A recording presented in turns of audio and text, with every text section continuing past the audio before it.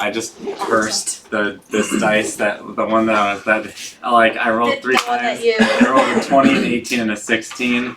So like I had it all primed to be a lucky dice, and then I don't think it's gonna be lucky because I used it up. Well, there you go. Welcome to another session of Doctors and Dungeon Masters. I'm Kelly Breivik, a PhD student at UWM, and I am the Dungeon Master. I'm Ryan House, PhD, UWM, Plan H, and I am the Druid, Boggers. Hi everyone, I'm Corey Hernai. I am a PhD student here in Plan C, creative writing for all you non-UWM folk listening, and I play the rogue Franz. I'm Eric. I'm Plan H PhD student at UWM. Let's go. What do you play? What do you mean? I play Dungeons and Dragons. Play the Game of Thrones. Can we get a recap? What happened last time? We literally walked around a dungeon. Mm-hmm. That's what we did the entire time. Fought stuff. We Killed fought. some zombie skeletons. There was a wight we fought. There were some slimy things. There was a lot of weird language stuff going on. We encountered the decapitated statues of the various gods, potentially. I don't remember. That saved us from our fall, or in Magsy's case, visited Or caused the fall. We don't know. I just would not call it saving. Well, I mean, if it was still saving. I mean, if they caused it, they still saved us from dying. You're right. If I put a gun to your head and threatened to pull the trigger and then put it back in my pocket, I saved you. Spared. Spared, maybe. I don't know. Let's just say they may not be good guys. We have no evidence to support this whatsoever. You're right. It's not like I had a whole conversation with one of them. Did you get the text that I sent Yes, you? I did. Cool. You mean the Facebook message? Yeah. There was a separate text I did not Oh, no, text. the Facebook message Yes. with the answers. Yes. So, Okay, cool. Because I feel like Sirs? moving into today, you might want to look at that before. Yes. But Oh, anyways. go ahead. Oh, I was going to give the specific details about where we are. Okay. Like at the start of the session. So we ended up in the thing, we've been dungeon diving, going through lots of rooms, and we've reached like the end of the map that we have, and like now we have some stairs or something that we can go up, and we're going to see what's up there. And with that, I'd be like, oh man, I think it'd be good to take a rest there, don't you think? Yeah. I'm sleepy. Yeah, so I think we decided that you would do a long rest before you continue, and because you had the map of the immediate area, and then you had a second map of, okay, once you get out of this area, here's like how you get to the exit. We had a second map? Yes. Because there was one with the little rooms where they said whether it was locked or not, and then there was the one that's just like, okay, it's a week to get out, go. God, 1 second. Alright, so, the way that this is going to go, just so that we don't spend a million months in the dungeon, we're going to kind of powered by the apocalypse it and have a overarching thing that you want to get done each day of your travel. So you would roll a d12, and it's not the same rolls as powered by the apocalypse, but it's kind of in that vein. And it'll powered by the apocalypse, but that's okay. It doesn't matter. It's another very good roleplay system that I highly recommend. It privileges, I think, narrative and storytelling a lot more than RNG. Yup. And if you want to dig deeper, then you can, but in general, it's going to be like one main thing you want to achieve that day. You roll, and we'll say how well you do it, and it'll be the same as what's it called? The magic rolls, 1 to 3 it's just a complete failure. 4 to 9 is you can get what you want, but at a price. 10 to 12, complete success, which is different from the numbers for Powered by the Apocalypse. One question I have, because I'm a little bit familiar with Powered by the Apocalypse, is are we having any modifiers to it? It'll be a straight roll, unless there's like a really good reason. Like if this is like super in your wheelhouse, then we'll say we'll add a +1. Okay. But it's not like the stats from there. Okay, and I have a Franz specific question.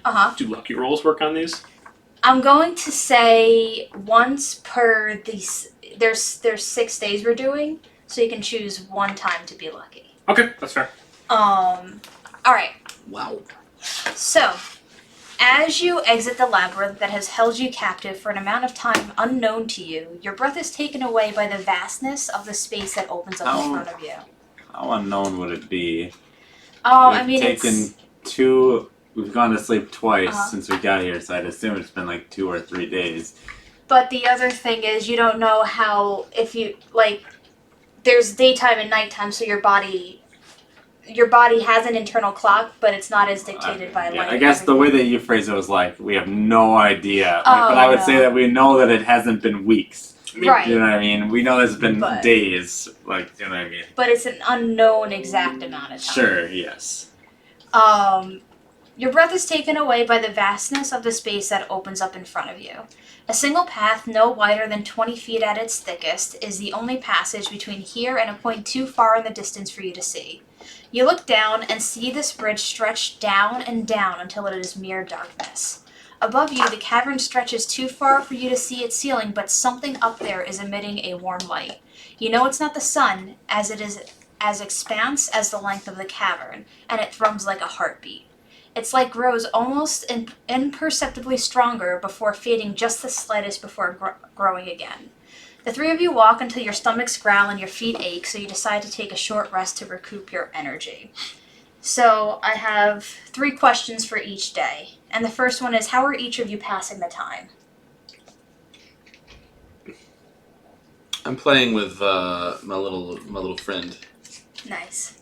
Did we settle on the name? Trill, yeah. Trill. Cool. I'm gonna call him Chirp though. He has like 3 names already. Yeah. It was Chirp all along. That was lying down. Okay, now I gotta change it in the narrative.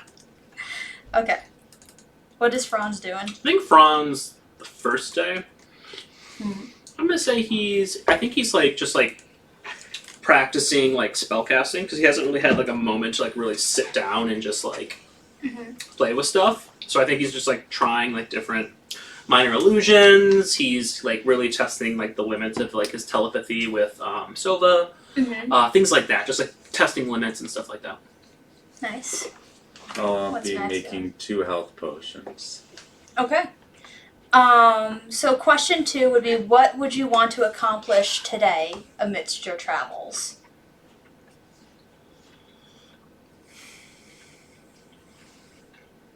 Well, I want to look around for some, maybe artifacts, maybe magical. Yeah. So you could roll that d12 and we'll see how that I want goes. to practice the language. 6. 6. You're able to find this old piece of something. You're drawn to Old it. piece of something in my equipment. No, I find that up just a funny thing to write down in my equipment. Go ahead. And it's not magical, but it reminds you of one of the things that you saw at Bruna's place. And if you remember, she was an archaeologist, and she had a lot of like magical little trinkets and things that she dug up. So you feel like this might be something, but it's not working right now. And what sort of object would be most attractive to mags?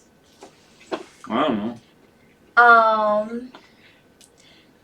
It's like a little almost like a chest, but made out of like clay, and it has very rudimentary hinges. Yeah, but the hinges are broken, so it's just kind of in 2 pieces right now. Okay. What does Franz try to accomplish? He's gonna look for the great sigils. Okay. Roll. That's a 10. Okay. You can safely say that there was nothing, like there's nothing to be seen here. But with a 10, I'm going to text you something in a second. Cool. George. Ryan, What does Boggs do? I think he's on the lookout for helpful herbs and plants that might, I don't know, provide some sort of healing bonus or maybe some spice for some. Nice. Do we still have those cactuses? Are we still? You that gave what them we're- to we Mary. got- well, whatever we're cooking then. Okay. Sticks. Roll that sweet deep. 6. Okay. You're not able to find anything that has healing, but you do find Chirp actually points it out to you because he's been here for his whole life. And he starts, chirping at you to get your attention. And he rolls off your shoulder and like hurries up to this little there's a drip drip going on from somewhere. And from there's this moss that grows. Okay. And you could tell that it's like a day's worth of food. Okay. Like of rationing for Boggs at least. All right. Cool. I'm not even. I just ate it then. Sounds good. Keep it. And then the last question is, what do your companions learn about you that day? And it doesn't have to be like something like deep dark secrets, but like a quirk or something. I guess my companions learned that I just eat random moss. Whoops, sorry, I hit enter too soon and typoed at the same time. UDPM. What do we learn about Franz? I think he would share that name I can't remember.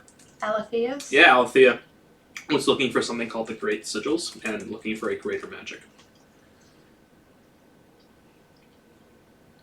How do you react to that? Me? What do you mean by... Who's out there again? Do I know who that is? Or The monk. The monk. What does greater magic mean? I have no idea. Mm. I just know that she was here for the express purpose to look for this. Mm. She's a weird one. Yep, so. That's what you Okay. find with that 10. And what do we learn about mags? They learned that when I do alchemy, I change form. So what are you now? A bird. No. No. Your truth? Sorry. Oh my god. I'm a white woman, younger, maybe like late 20s, early 30s, with short black hair. Yeah. And that's the form I take when I do alchemy. Like that same form every time you do alchemy? Every time I do alchemy. That is, the changeling race, from a D&D mechanics perspective, has a divergent personality. And that personality gets double proficiency bonus for a toolkit. And so I turn into my alternate personality. Oh, so like how is this person different? Does it have a different name? They're more curt. Okay. More Kurt? Wow, it's very They curt. do have a different name. What's their name? What's your name? Corky? Corky? Corky Romano? No. I'm canonizing Corky Romano in this universe. Nope. Do you respond? I mean, she literally is that? And here's the thing: like, there's like a 1, 2, and 3, but you're allowed to like talk things out and stuff. Like, I'm not Right. trying to limit. Like, oh yeah, in this whole day, this is the only thing you can do. One sentence done. So, do you like your other half? What do you mean? Do you like the other person that you are? How does this you feel about the other you? We're the same person. Cool. Franz can't wrap his head around this. Uh, He's really freaked out. Well, he's not freaked out. He's more curious. He's like, if this was like a dead person in the woods, he'd poke it with a stick. Jesus. So,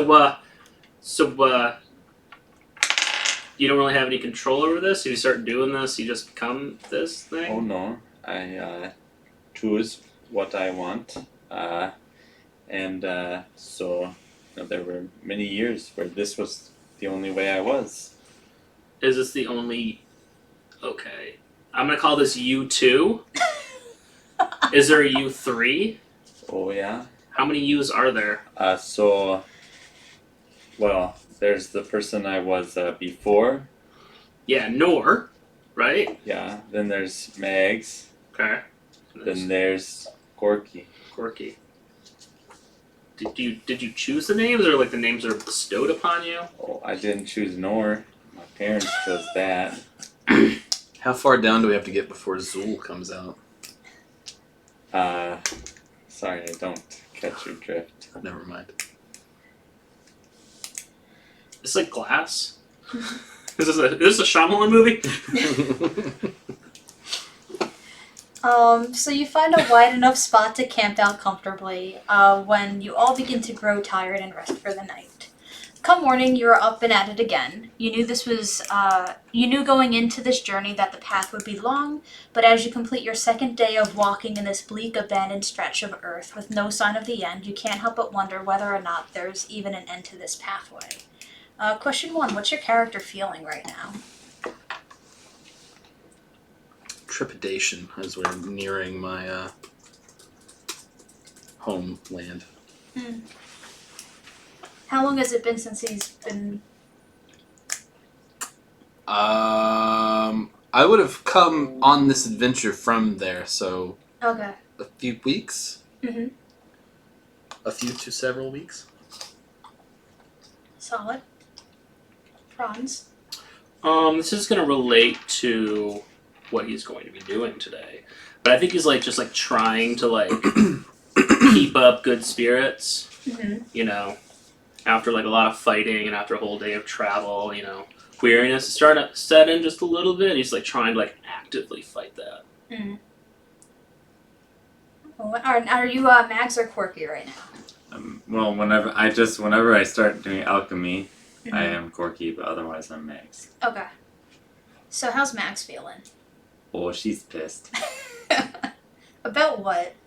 Oh, she doesn't like that she was forced to come down here. She's got better stuff to do than walk around in a doesn't feel like she's accomplished anything. She doesn't understand why she's here.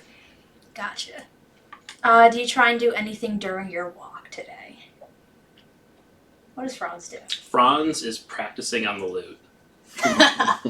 Nice. He is trying to. He's still pretty novice at it, Mm-hmm. so he's really just trying to work up his calluses. Nice.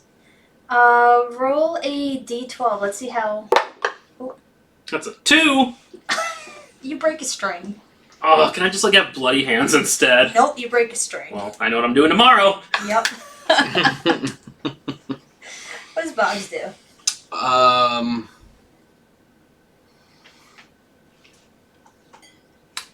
Boggs works on his accuracy with his thorn whip as he walks by. Are we in Imagine the Bridge of Khazad-dûm from Lord of the Rings, but for days. Oh, okay. So Well, that would explain why I we're couldn't just find on a short, narrow Yeah. bridge. And at its widest, it's 20 feet wide. So Okay. most of it's 5, 10. I'm throwing up little pebbles and trying to whip them in the air. Nice. I like it. Anytime you hit one, and it just goes sending chirp. Or, yeah, chirp? Yeah. Yeah. Trill, isn't it? Trill. We changed The it. chirp, Oh. formerly We changed known it. as Trill, formerly known as... What was his first name? I can't remember. Cardi B? You had so many. Yeah, there was. I'm not sure that was the first, but yeah. But yeah, he is definitely a fan. Does anybody Roll a in the, d12. does anybody in the chat have recommendations for a name? Ooh, 1. Oof. At one point, Trill is he's just walking along with you, Mhm. and you were really focusing on hitting a pebble that you accidentally stepped on him. Oh, no. And he wasn't hurt, but when you step on your dog's paw and you feel like an asshole for the rest of the day? Yeah. That's what happened. Mm. But does Chirp feel bad about it? Well, he scutters away. Scuttles. There's the word I'm looking for. Scuttles away. But then eventually, snuggles up again. Okay. Look at this bond forming. Stay out of the way. What does Mags do? I'm taking, anything I can find on the ground, casting light on it, and just throwing it over the edge, seeing how far this goes down, how wide, deep, tall. It's Roll a d12. Let's see what you learn. 9. That didn't really roll. That kind of Okay. just 7. Okay. Still the same, like, category. Yeah. What you learn while doing this, sometimes you see something moving. Like almost, it's not like a small thing like trill. God damn it, chirp. Whatever. We call it drill. It doesn't matter. Either or. It's not small like Chirp or his buddies. It's something even bigger than the Earth elemental that you face, and that was still pretty fucking big. And it doesn't attack or do anything. You don't even know what Well, it is how exactly. deep is the cavern?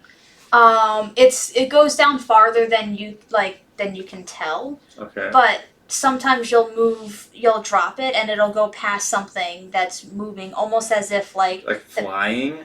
No. The path you're walking on, it can move.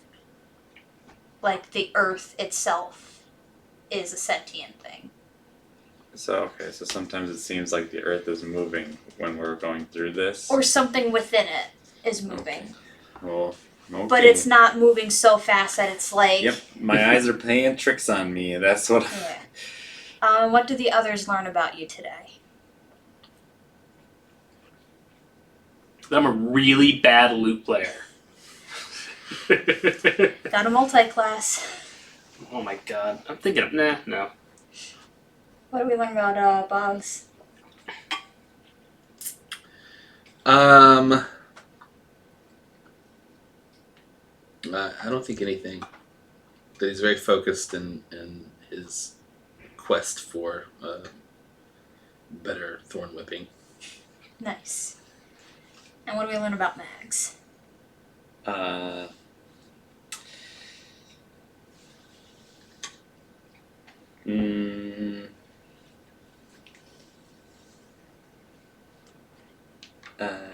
That she's bored.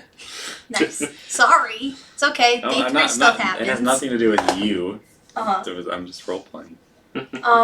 Can each of you make a dexterity check? Not you. Okay. Those two. Fall off the.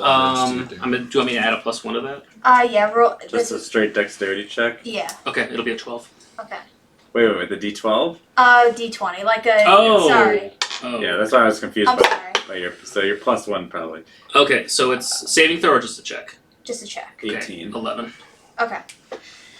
Time is harder and harder to measure the longer you stay in the depths of this earth. Fiorna, the name of the planet and the name of the landmass that you live on, means everything. But down here, sometimes it feels like there's nothing. Boggs is having difficulty getting on his feet today. Even with Chirp singing his little songs, there's a pervading weakness hindering his usual strength. After some time through your journey today, he suddenly collapses, but Mags is able to catch and steady him.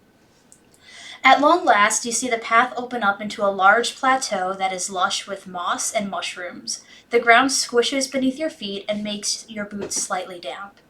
You walk for a short way. 1 second.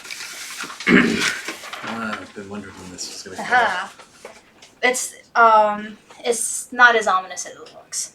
You walk for a short way until you encounter a small aggregation of huts made from stone and maybe some other material, but it has long since decayed away.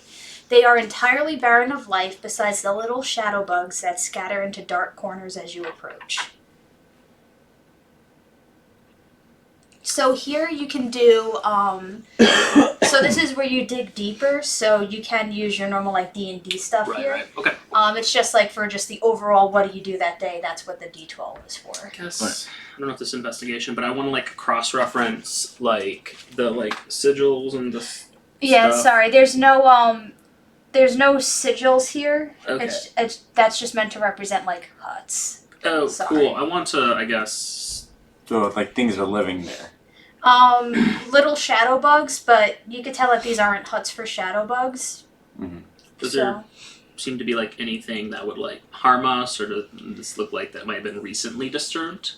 You could do a perception check. That's going to be a good, nice 23. Okay. With that 23, you could tell that there's really not been any sign of life here besides little shadow bugs. I can't say that goddamn word. Just making their way about. The huts are too big for halflings, but too small for the standard human. Cool. So you can't really tell what used to live here. But it had to be some sort of humanoid thing to be able to make these huts.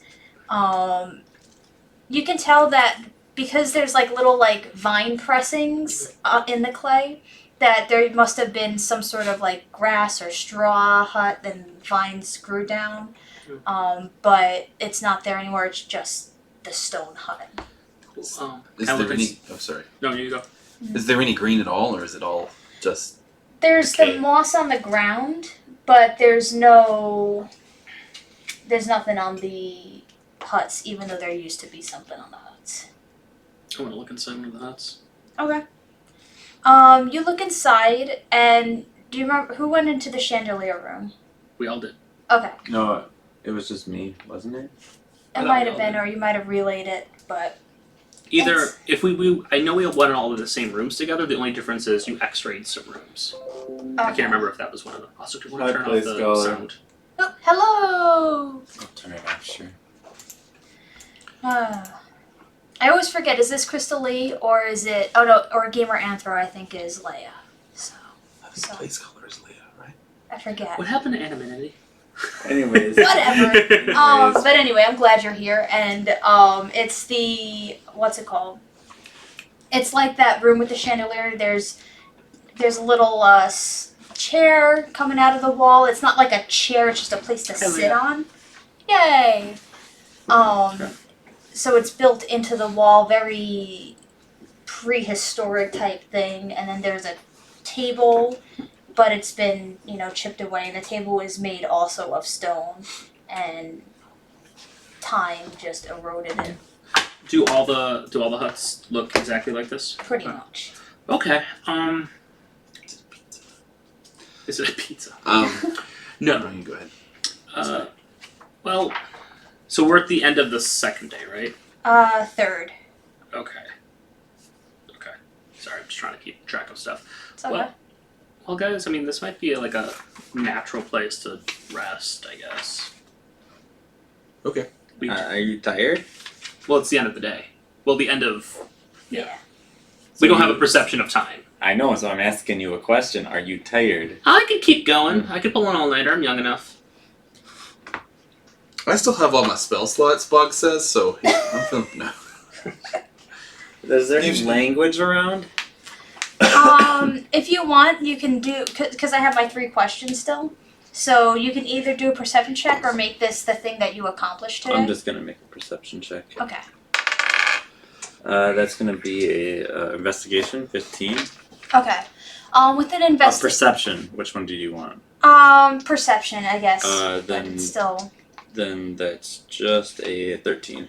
You would still, there's a small shelving unit also built into the wall, and there's a lot of just like dust there, so similar situation, there used to be something there and there's no longer there, so you're not able to find the language, but you could tell that there used to be some like written thing around here. So yeah, Bugsy, how you feeling? I know you had a bit of a spill back there. Feeling a little weak, but I can keep going. Just feel like I'm sort Are of you out of cold there, gas, you know? friend? Not that I know what gas is, but Are you cold there, friend? I do. I certainly miss the warmth of the above world. I'm going to, this is maybe a little weird. For my thing that I'd like to do today, I would like to pray to my God for daylight, which is a spell I will get next level. But I want to pray that I can cast it today. Or I guess my patron, ask my patron for that. Because I think it might help Boggs. Because to me it seems like he's like a plant that is not getting enough sunlight. Roll a d12 and see what happens. Oh, well, rolling on a That's- book yeah. can be difficult. No, that's not going to happen. Sorry, What Boggs. is It's 2. Oof. Darkness, actually. No, I'm kidding. You're actually like D level. Yeah. You God forsakes try, and they don't answer, and like with the two, your penalty is like you just feel real, like you doubt whether or not they're answering you, or that they're not answering you because they just don't hear the prayer, or because they're angry that you spoke to someone else. That someone else being the other person that. So you don't know if it's like they didn't hear you or they're spiting you. Oh, no. What does Franz try to accomplish today? Franz is gonna fix his loot. Or Okay. try to fix his loot. I love this. Roll a d12 and see if you break it more. I don't know how you're gonna make a string happen. 6. Come on. I got string. I got 10 feet of string. Of it. 10 feet of instrument string. Well, I mean, it could just be nylon string. I imagine this isn't like a steel guitar. It's horsehair. Yeah, like, well, synthetic core. What'd you roll? 6. You're able to fashion something with the material, with some material in some way, but it's a very dead sounding string, and it doesn't have the same power as the phase spider strings. Oh man. Oh man, I forgot you had those face spiders. Mm-hmm. And Boggs, what are you trying to accomplish? you mentioned, I think something about mushrooms, right? Mm-hmm. I'm gonna investigate the mushrooms and use my herbalism knowledge Mm-hmm. on them. Okay. What are you looking to accomplish here? Well, I want to see if the mushrooms would sustain me and my compatriots for a meal, or if they are inedible, if they would be useful for some sort of offensive concoction. Sure. Roll a d12. 12. Nice. So you're able to find enough for 2 days rations for each of you. Okay. And then you also find some that look pretty gnarly. Awesome. So if eaten, the poisonous mushroom, someone will get 1d8 poison damage. And they'll have to do a con save to not be poisoned. And the con save will be 10. Okay. How many of those did I get? Let's just say 2. Okay. So if you want to fuck someone up with a bad dinner. And what does everyone learn about you today?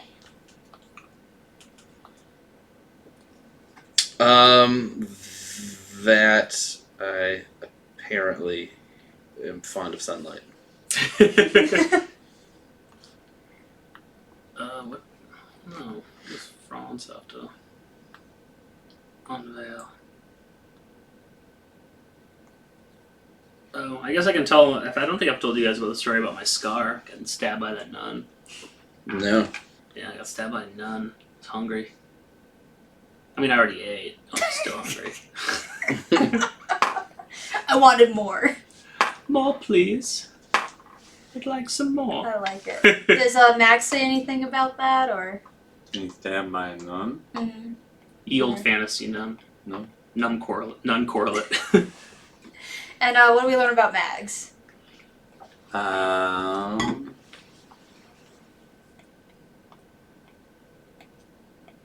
I pick up Trill Mm-hmm.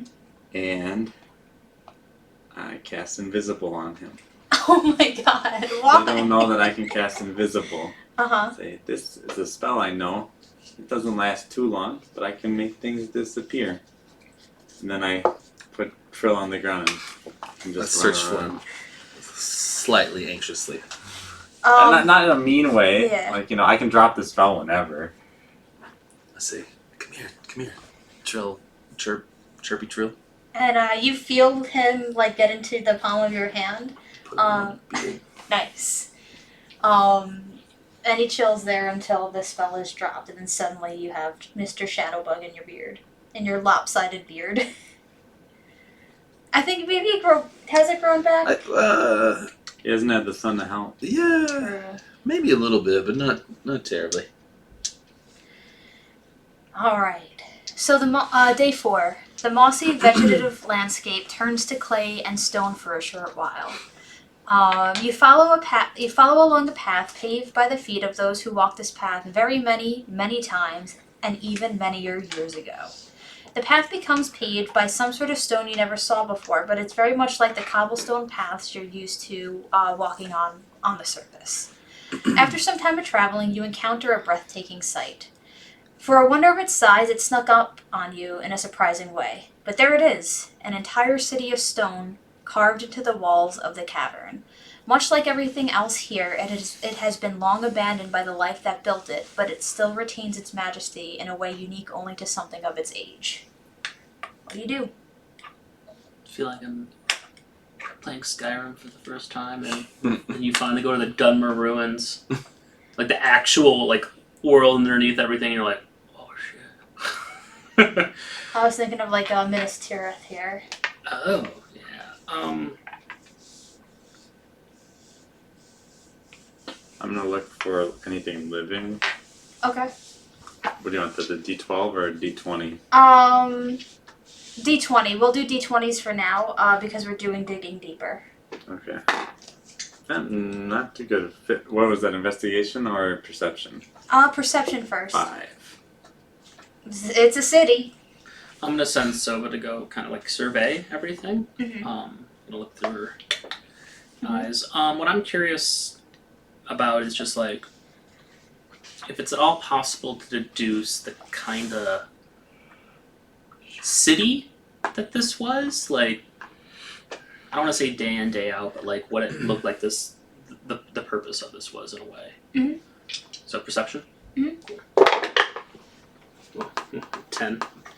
I mean, you're not able to find any specific things that used to be here, but there's a lot of pathways, there's a lot of buildings and there's so many buildings to the point where you could differentiate what is the commercial side and what is residential, and so there was a lot of stuff going on So this here. is cosmopolitan. Yeah. Okay, cool. Okay.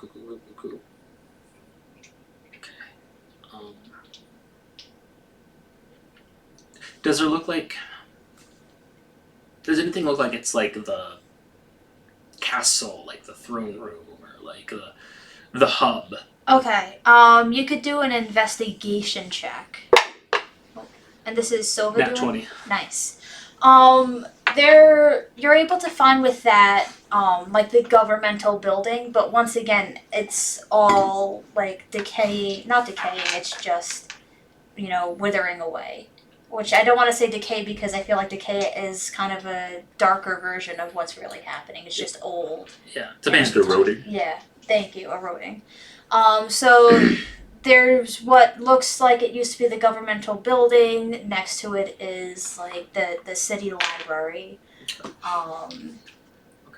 What are the buildings made of? Are we talking stone or Yeah, it's blocks of stone or built into Built- walls in the cave or something? built into the ones closest. So the way that it works is the big important buildings are built into the walls of the cave, and then coming out they were carved out of so they're all rooted into the ground. It's not like they took stuff and popped it in. It's all chiseled into what was already existing there. Okay. Do we get a sense, given what we see, was this a mass evacuation, abandonment? Was it a slow decline? How did the civilization fall? Do we get a sense of that? Okay.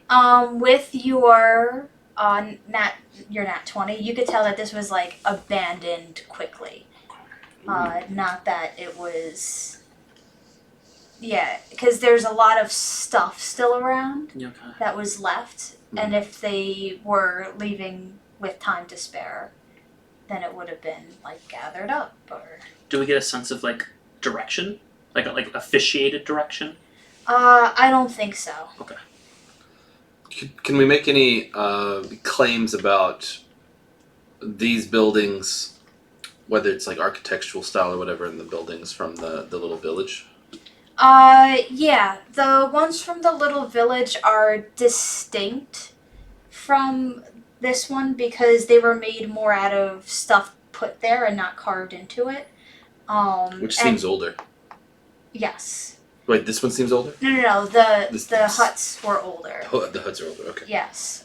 So either they were older, or it could have been the same time, but like not by someone who really associated with the city. Okay. So older or made by people with less means than the people in the city. I'll look for texts again. Okay. You could all journey into the wherever you would want. So this is you could like go and still use D20s and use your spells and stuff. I want to do 3 things. Mhm. So I want to enter the city and not like super loudly, but I want to make my presence known. Like, oh hey, is there anybody here? As I'm walking around, I want to look for any place that looks like it has anything particularly valuable, especially like any like armory or anything, and then I want to find like if there's like a library or a place that might have books. I would like to try to find that. Okay. Are you looking for the same things? Or are you looking for different things?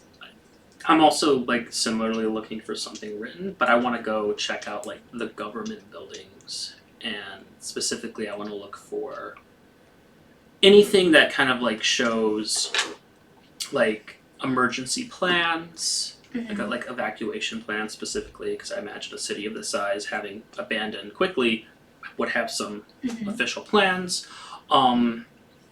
But also I'm just looking for like a sense of like order and what this place like was governed like. Okay. Yeah. And I then think- go ahead. We should try to stay together. Library is next to the government building. Yeah, I but we're hope gonna so. do the armory I'm just first. talking Oh. to the friends, Mhm. just like because like I want to make sure that we're not splitting off into different directions because we don't know exactly what lives, what might be here. I think we should check out the armory first. See if we can get any cool stuff. Yeah, I'm following. I agree with all that, so I'm gonna follow them. You know what I'm confused by? What? Oh, sorry. This It's is a like character. so we were down where we were before. Did those people who betrayed us? Did they know about this city and those like other beings, the orc things? What were they doing down there? Like, none of this makes any sense. But yeah, let's. Oh, I want to find. Well, the map. Any religious buildings I'd also be interested in if I saw any. Absolutely. I'm looking for yeah. an area to detect magic, and I've only got 30 feet range, so I can't just like go to the center of town. But I also I'm not terribly interested in detecting magic in the armory because that doesn't seem like a very magical place. So if there's something that looks very like religious, like there would be ceremonies there, I'm interested in finding that. Okay. Just to like DM answering your question, this map takes you through here. So Oh, you know that this they is would've- this is a part of that. I thought their map was just the one that we had on Facebook. Okay. Yeah. no, Okay. there's one that I didn't upload because it's just like, oh yeah, here's the general pathway, and it's really like it doesn't That would have really changed mark. a lot. It wouldn't really mark any specific things because you imagine because it's not listed here, they've already like looked through Okay. this to some extent, where it's not special enough for them anymore because they want to keep Right. Do I in that book that I read, is there any mention of like what this place was? Races, names, Okay, stuff like you know, from the book that you read, because, like I said, you read through it pretty well. You know that this is where she learned most of her linguistic stuff. that. Okay. So she spent a lot of time here, specifically studying the ancient languages. Okay. But that's really what you see her doing here. That she didn't investigate who used to live here or the historical or the government. Got it. It's just, oh, I can learn what I need to learn here. So are they? How does she? Is there just like the ancients, more or less? Oh, the text or the city? I'm just trying both, like the name of Okay. the city or the name of the people. Yeah. Okay, she doesn't care about the people. Right. She just calls the city like the city. Okay. So you wanted to go to the armory. I think we're all gonna go to the armory. Yeah, that's one of the things I said. Yeah. So roll and investigate, or perception. I don't know. Roll some check to see whether or not you Yeah. spot anything of note. 14. 10. I don't. Do you want to get the jail out? Yeah, he No. deserves some time. Or No, I she think or- they're just. Okay. I think they're just warming up. Just warming up. Yeah, you're able to find this. What proficiencies do you have for armor? I think I just have light armor proficiency. You Okay. need medium. No, I don't think so. I'm a warlock. You find the frame of what looks like a cross between how leather armor is, but it's a metal frame, but it's not quite chainmail. Yeah, just So light armor for warlocks. so it's a frame where something organic used to be on it. Okay. But on the frame, there's these little markings. So you feel drawn to it if you want to pick it up, but you can't tell any sort of special ability it may or may not have at this time. Okay. I pick it up. So, what exactly is it? It's like a frame where you would put like the armor around, like the frame before you paper mache something. Okay. So like a mannequin. How big is this? Would it be tough for me to carry this around? Yeah, actually, you could wear it. It's big enough where you could wear it, and it's just like almost like the Steadicam type rig, but very very minimal. Is it magical, or can I like make an Arcana check on this thing? Mm-hmm. That's gonna be Arcana check is a 15. It is very magical. With a magic that like you don't understand. Something very ancient. I'm going to kind of rig it up to my backpack. I'm not putting it on, but I'll hold on to it. Okay. With your 10, what would you find? You find just like the hilt of a dagger, but the blade is gone. And similarly, like Mag's, it has an inscription on it of some sort, but you can't tell what it does.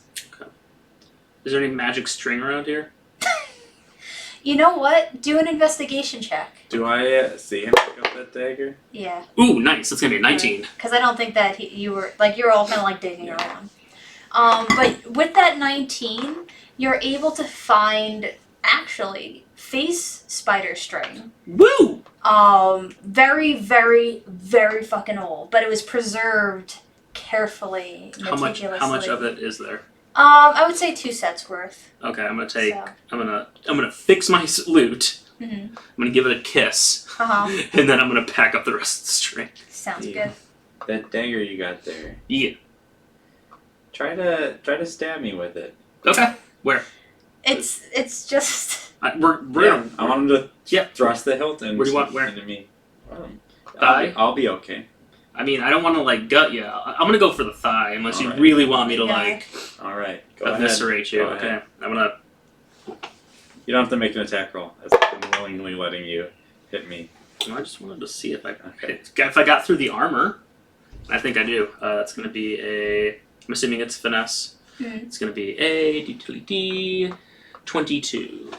Okay, I mean, you 23. definitely, it's a blunt dagger, it's just like, it's the flat side, you just kind of poke it into Mags, and I a was blade wondering does if not there was a appear. magical blade or something attached to it.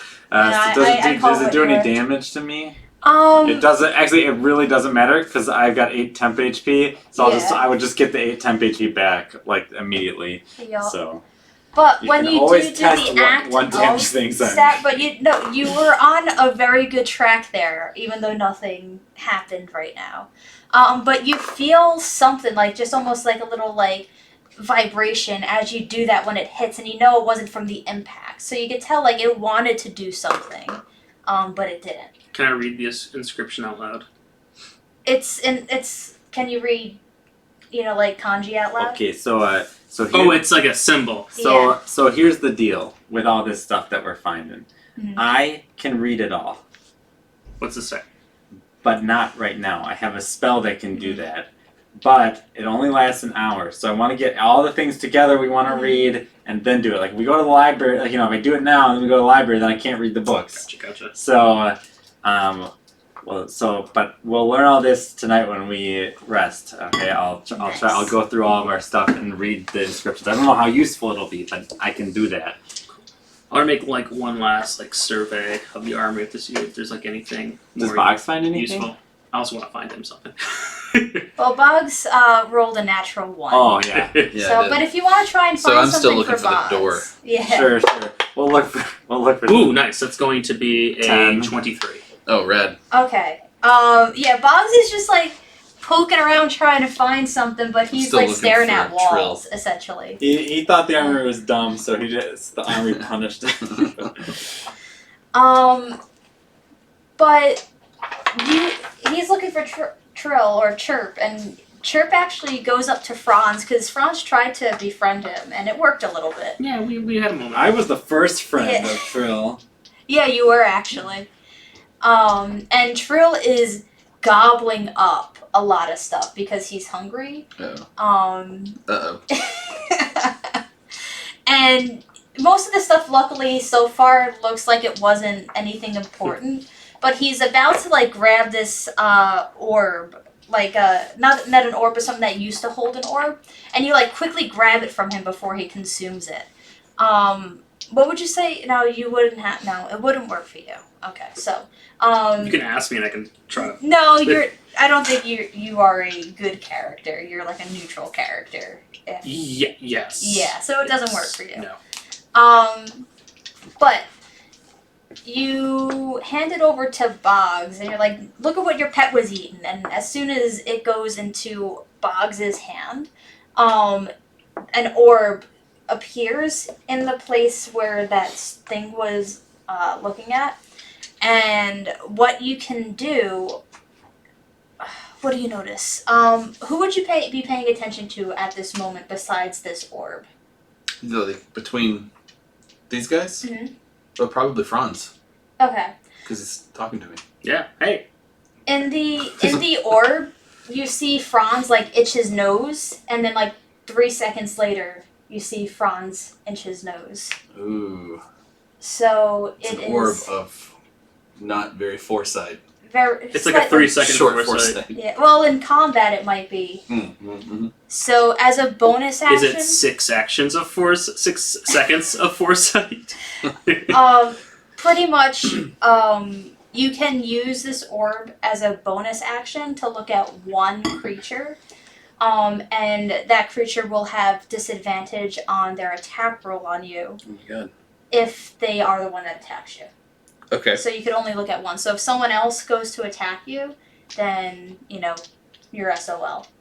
But an area of effect spells. Actually, you'll have advantage on like save spells, pretty much, because you know that they're going to be, what's it called? Casting it on you. Okay. So. I didn't get most of that down, but we'll work on it. Yep. All right. What's going on with this? Good choice with the armory. So where to next? Is it an emporium? No. Any religious buildings? Assuming that the governmental building is in the center of town. Yeah, that's what the library is. It's like in the back of town Okay. because the back Alright. is where it's But like. that's so still like carved we're passing other stuff on our way there. Right. So it makes sense to look for other stuff while we're. Mhm. So yeah, any religious But I would buildings? say, yeah, the religious building would probably be at the center of town. Okay.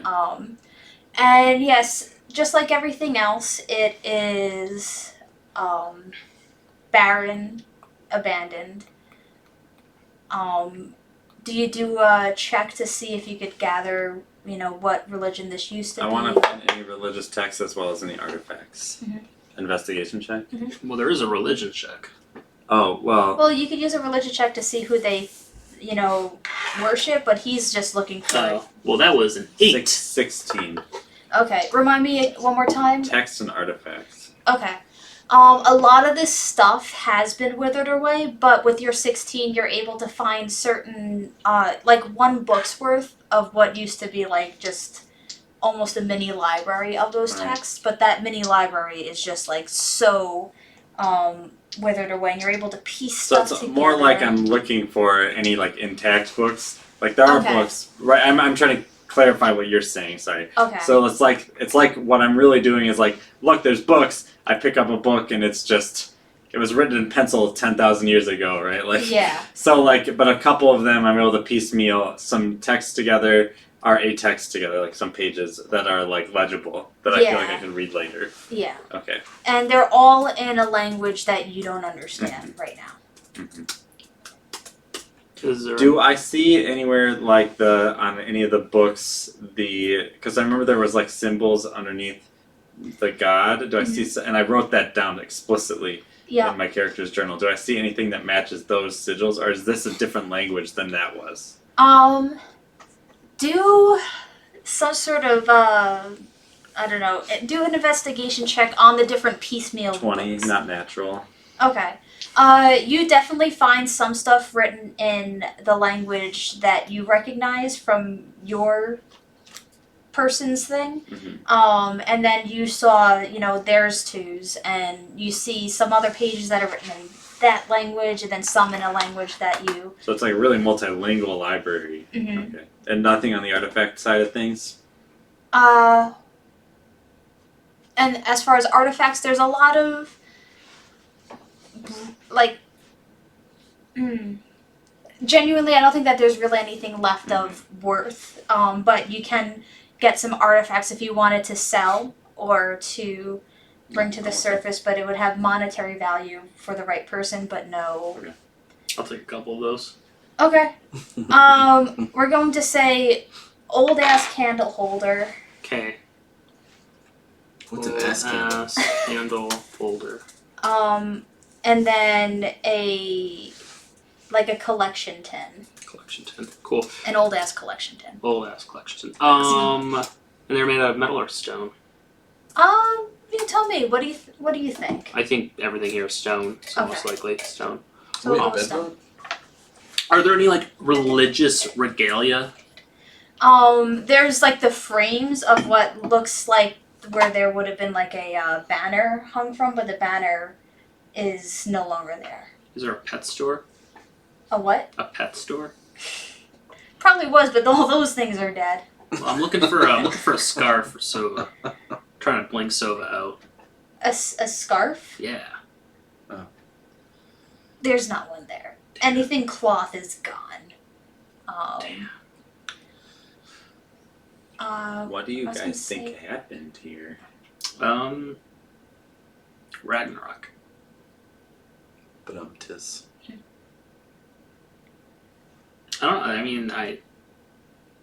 I don't think we've really seen enough to like deduce anything for certain. I mean, what we know is something terrible happened where this city, I'm assuming has larger ramifications for the civilization as a whole, had to leave. Yeah. You said we could tell that it happened quickly? Does this look like, So it wasn't like they ran out of food. given what I know about dwarves, does this seem dwarven to me? Do a history check. Oh, it's going to be good, but it's going to be specifically a 19. Okay. There are certain things that seem dwarven-like, but not so dominating that you can say like, oh yeah, these used to be dwarves. Alright, well, let's keep heading in then, I suppose. Okay. Government building or library first, guys? Let's do the library. Okay. Seems less important. If there's something hanging around, I feel like it'd be in the biggest place. That's personally how I feel. I don't know, maybe that's just dumb. Well, I just want to know for your plan, did you want to like do this mass reading session in the library or We'll the do government that whenever we take a rest tonight. We'll just go back to the library. Right. I mean, Well, I guess we can see what's in the library and decide. yeah, sounds good.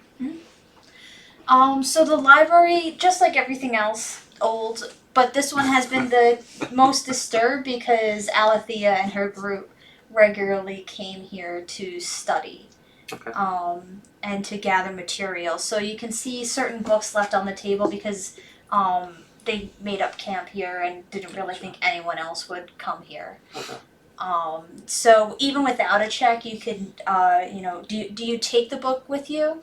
Or do you? From the religious place? Oh no, well, yes, also from the religious. Yes, I obviously had that one. Already. Okay. And then from the library, do you take she's got like 2 main books that she was. Yeah, I'll take both of them. Okay. I want to try to find any secret rooms or places in this library. Okay. Do an investigation check. 12. 13. God damn it. To the jail. Yeah, you don't Idiot. see any hidden rooms. Okay. There's rooms that look like they were made to not have the general public go into, but they're not made to be secret. They're just prohibited when there were people here. Okay. I want to look for the kids section because I want to find a basic reading book so I can start learning this language. While he's doing that, I mean, that's a good. That's pretty solid. While he's doing that, I want to talk to Box. Hey, how are you holding up? Oh, pretty well. Don't worry Could about you me. not roll from the top because it's very loud? Yes. So can you roll within it while you do your investigation check? See if for it. How's that? Still feeling a little, Okay. little less than 100%, but I'm What's your making investigation it. check? Oh, you asked. I thought I was. That's gonna be a 17. Okay, we'll let them. Yeah. Well, if you need anything, just let me know. Okay. Oh yeah, thanks. With your 17, you're able to find a book that is teaching like young ones how to write the sigils, and you find several different versions of the same book, and you could tell that like they're teaching the same thing but in different written languages. So there was multiple spoken languages or written languages at least. Mhm. Okay, I guess I'll like gather up all of them. And you know what? I will say that some of them have, and it's very basic things like birds and stuff like that. So you learn how to write like basic nouns that they would encounter as like 5-year-olds and younger. I have a question, Uh-huh. and I don't know if that might have just been off the cuff, but would these people have encountered birds? So they're back and forth to the surface. You don't know necessarily, because like this place is big enough where if a bird got down here, Mm-hmm. maybe they caught one and then they bred them, or maybe there used to be birds down here as well. Are there pictures in these here children's books? Mhm. Do they So- depict outside? Oh, that's a good one. They do not. They do not depict outside. Okay. Um, I'm trying to gauge. But- I'm trying to learn if this civilization was entirely subterranean. yeah, okay. Why don't you do an investigation on some of the other kids' books because they have pictures? I'll do it, but no promises. 18. That's gonna Okay. be a 22 for me. Okay. You two are able to deduce that they mostly were subterranean, but there were some who went back and forth. Okay. So whether or not the birds were natural here or brought back, there were birds living in here.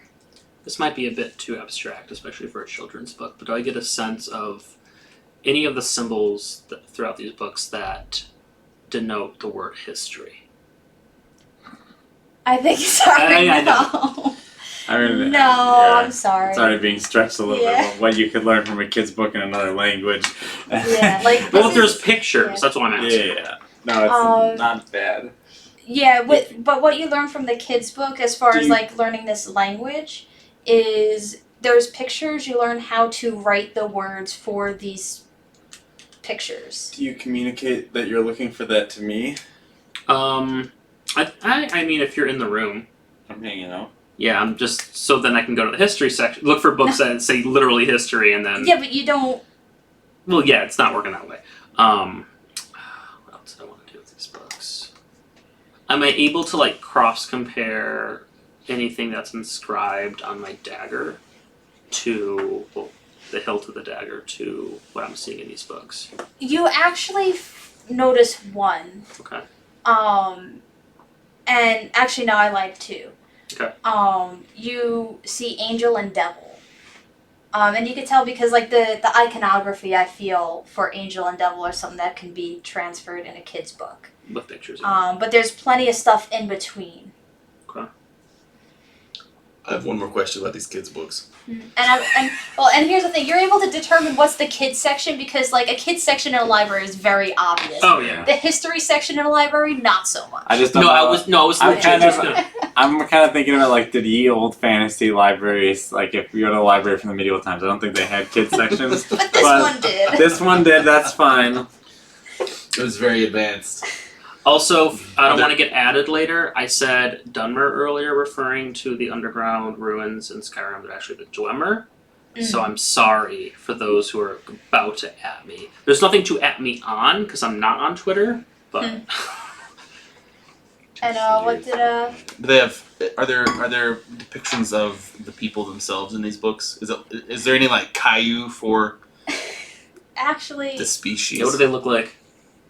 they are all humanoid, and you notice in the different books like there's certain intricacies about how they view themselves in this in these books, but they were all humanoid. Okay. What color? I mean, like, we're talking like It's grayish. some of pale. them do show like elves that are almost entirely like black. Oh shit. But some of them are like some of them are lighter skin. And actually, you know what? There are you're almost ready to call it a day. But then you find one that is like a dragon looking person.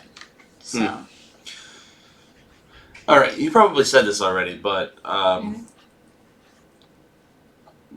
how are we seeing? Like, Oh. You have dark vision. You have Sure, dark sure, sure. vision. And I but have. I okay, so it is basically dark though. It's dimly lit because there's that light in the ceiling. Remember that's just it's not the sunlight, but it's like just a dim thrumming light. That's just like imagine a night light. It's just like photoluminescent algae on the Yeah, ceiling. Okay. pretty much. Okay. Is there like a rare collections room where like there's text behind like glass or something? Well, I think the glass would be done with, but if you wanted to investigate for something that looks like it was like blocked off by some means. Blocked off, or like a room that's like particularly like ornate or something. Yeah. Right. Oh, that's gonna be an 21. Yeah, you're able to find like the special collections, but these books, I mean, but these books are still like these are like really fucking dense, and you would have to be well versed in these texts. I'm still to gonna have take any a chance. couple of them. I'm gonna write down 2 old ass special collections books. Okay. since he can't see without me. I got my birdie. All right, I got one more thing that I want to do in this library. All right, not. You can Oh, be here but with yeah, me if I you forget that there's a ceiling. Yeah, I forgot. Like, cause here I'm like, yeah, when you're walking around, there's the cavern thing, but I realized no, you're in a building in the cavern. There could be a hole in the ceiling. I don't know. But Okay, Silva would have. So I'm going to try to find the circulation desk and look for anything that would Sorry. make me think I that just- there is some sort of interlibrary loan system that would let me know that there's other subterranean cities with also libraries. So fucking good. I like how Yeah, what do in you got for actual that? yield fantasy, none of us would ever have stepped into a library, but we somehow know how to traverse this Yeah. library from 4,000 years ago so well. Yeah, I'm going to say we're not going to answer. I'm just joking. Oh man, 'Cause sorry. Yep. Do you take this opportunity, Max, to use your? no. Okay. So I feel like you spent a lot of fucking time in this library. We got a lot of cool So, stuff. You did. I saw some pictures.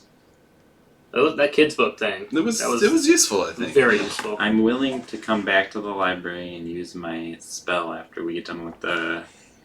If we want to rest here for the night or something in the library. So, to the government building? Mhm. Pre or post rest? I think pre. We have no reason to rest. Really? Yeah, post or pre-rest. Yeah, we're gonna go to. Yeah, I mean we haven't used any spells or anything either, so there's nothing to gain from resting. No. Literally. I mean, I guess the one thing we could do is that I could use my thing, go to bed, and then I have another one for the next day. I guess, but why don't we just go there and come back? Yeah, sounds good. Okay. So you enter the governmental building. This one, so all the other buildings had very, the floor was made from the stone that it was carved from. There might have been carpets or rugs or something like that that used to be there but gone, disintegrated. This one has a very ornate marble-like thing that was overlaid on top of the stone, but it's been chipped. Some bits of the ceiling or columns have like fallen down and cracked places, so it used to look really, really nice, but now it's sapped. Okay. And there's a grand staircase, a couple of steps missing in places, but it's like wide enough where you don't have to like do any sort of check to make your way up. Do I get a sense that the damage done to this place is just like natural stuff over time, or like did it seem like there was some sort of environmental disaster or Okay. like a battle or something? Yeah, roll a perception check. It's going to be a 12. Okay. I don't think you really would be able to tell the difference with a 12. Okay. Does anyone else want to investigate the same thing? Sure. No. Alright. Down to Boggs. Wow! I've never seen someone roll so Can we just poorly. flip Like, That's not 20s true. or ones Sue and ones rolled 20s. lots of natural ones. that's true. Not that it Yeah. doesn't suck. I'm just saying I know where you are. I rolled so many natural ones in my last campaign with Kelly. Yeah, but at least you had something to make that a little bit better.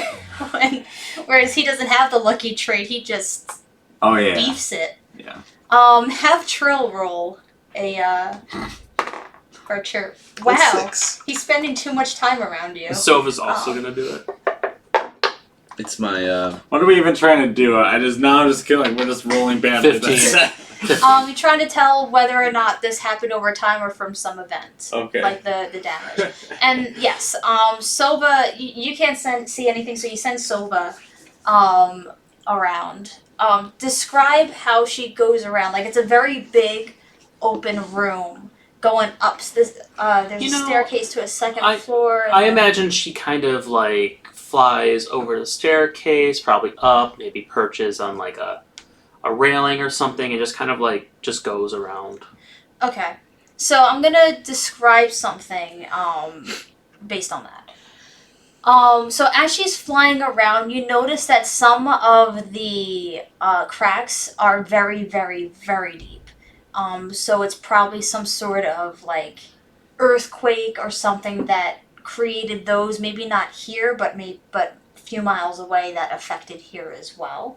Okay. And then there's a lot of it that is over time. So Okay. there was something that happened long ago that affected this, definitely, and then stuff over time. But as soon as Sova perches herself like on the, because I imagine you guys you stand in, you're at the doorway and you're looking around. Sova perches herself on the banister. And as soon as that happens, you hear like a groan, like something big is awakening. Okay. And the 1 second. I do not have my battle map today. Pretend there's no walls. This is just open space. Vivid imagination. So when Can we pop back to this the camera so I can make sure that this is all on the screen? Yep. Okay, good. So these are the stairs where Sova is. Let's Here's pop what I do. this. Here, mine. And the space in between here is 5 feet, by the way. Let's get. You guys are Like the space here. that the wall is occupying? Yeah, Is that's one space? yes. Okay. This is Sova. Cool. Right here, and Sova's gonna have to make a dexterity saving throw.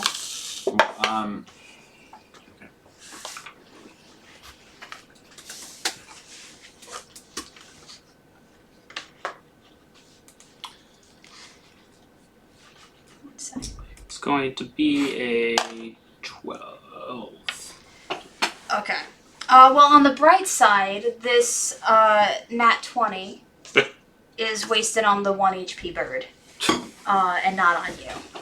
As the stairs, made from the stone, form this huge beast. But it's like the earth elemental you faced, except made out of stone. And what the banister used to be is now his hand, and it just goes like that, and puff of green feathers go, and Sova is no more for now. And where is Boggs? Oh, there you are. Thank you. I guess you would be like in between. Oh, And obviously, that's not actually higher than anybody else. It's Nah. just all right. Let's roll initiative. 21.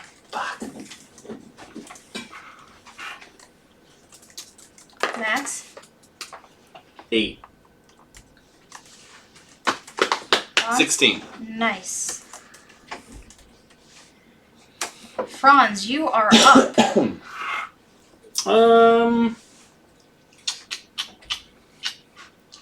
Gonna hold my turn.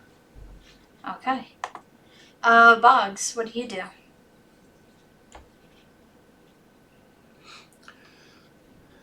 How big is this thing? About the size of the other elemental, so like 20 you have to say feet high? 20 feet tall. okay.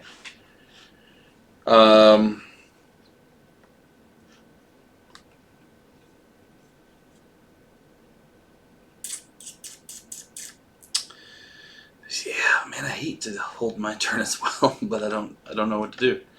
I'm going to. I'll try to cast Entangle on it. I've got 90 feet. I think that cuts it. 1, 2, 3, 4, 5. Yeah. Yeah. I don't think I'll roll anything. I think it has to make a DC. I mean, Yeah. strength DC. Yeah. I can pull it up on my book. Entangle. Grasping weeds in the ground 20 feet square. Strength saving throw. Cool. If something is restrained, it can use its action to set itself free. 11. Damn. All right. Well. I know, what's the DC? Yeah, you definitely be 11.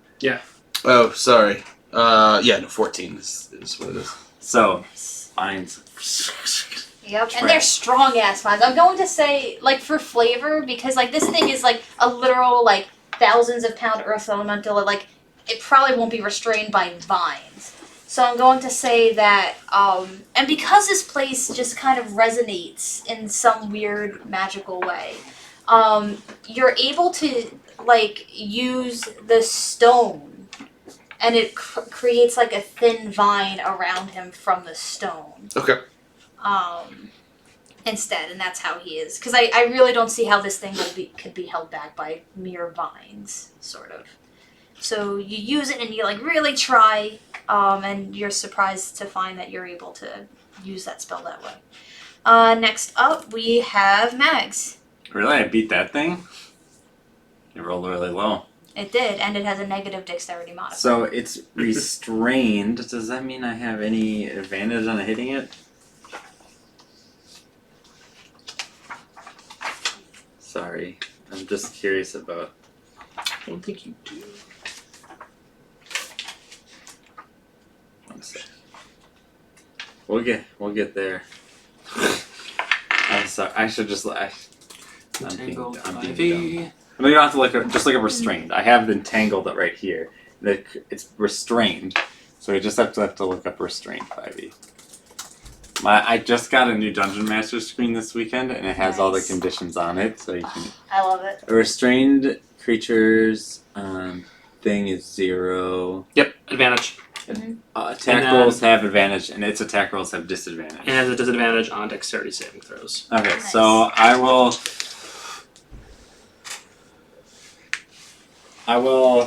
point my blade at it and guiding bolt Nice. at second level. That's going to be a 19 to hit. Hits. All right, and so that will be a lot of d6s of damage. Good. It's gonna need it. Yeah, that's what it feels like. Guiding bolt, 4d6, 5d6. Okay. And I only have. Why do I only have 2d6? Alright, anyways. 7 plus 10. Ooh, 17. Plus 3. 20 damage. Nice. And the next attack has advantage. Though, Yep. I mean, it's going to probably free itself, so the next I'm gonna attack will take probably my still have turn. advantage. Okay. So I have advantage. Nope. But I am lucky. Uh huh. I literally rolled a 2, a 3, and then a 4. Wow. That sucks. So, It does suck. you take out your bow, and then arrow just. That's fine. And let's take Silva out of here. Thanks for wasting the advantage, okay? I mean, he also gave advantage. Yeah. So on its first action, it does not break free, Wait, it has multiple actions? and you're. I only have 2 spell slots and this thing's got multiple actions. Yes, it does, but luckily, like Boggs is holding strong with this one. Nice. Yeah, You ever seen like Spider-Man 2 when he's trying to stop Yes. the train? That's what my face looks like right now. y'all. Yeah, he he Not got one good attractive. roll this one, and it's not happening anymore. Franz, it's back up to you. I'm gonna use a lucky point again. That's a crit. 20. Nat Yeah, 20? that was a nat 20. Nice. There you go. Okay, so that's 2. Okay, so that's A lot of d6s. a lot of d6s. It's 46 total. Oh yeah, you don't have sneak attack. No, I do. Mm. I have advantage. Oh yeah, These yeah. are strange. Yeah, Yeah. because they're strange, yeah. So, that's going to be 8, 10, 15. Sounds good. And I'm going to attempt to hide behind something. Cool, that's going to be a really high number over 20. Yeah, that's fine. You are. It's 24. You are hidden. Which means you'll have Boggs, advantage you're on your up. next attack. Is against it entangle concentration? You So- could do a non-concentration spell. Yeah. Shillelagh! I mean, Don't do Shillelagh. that doesn't really. We have a chance to just keep dumping down its hit points before it gets to get freed. You've done your job. Yeah, I think I'm just gonna hold. All right, Mads, you're up. My sword, I into a bow and I loose an arrow. Nice. We'll hold on to our last spell check, our spell slot until we know we need it. So that'll be advantage, and that'll be 21 to hit. Yep. Oh no, nope, 22 to hit. Yep. And that'll be Before the dude goes. 1d8 plus 6. That's 13 damage. Okay. You wanted to reinsert? I wanna look at my orb of foresight. Yep. Okay. Can you do that infinite times a day? Yes, but that's not to say it'll last forever. Okay. Oh, I did my damage wrong. Mhm. Add 6 more damage. Okay.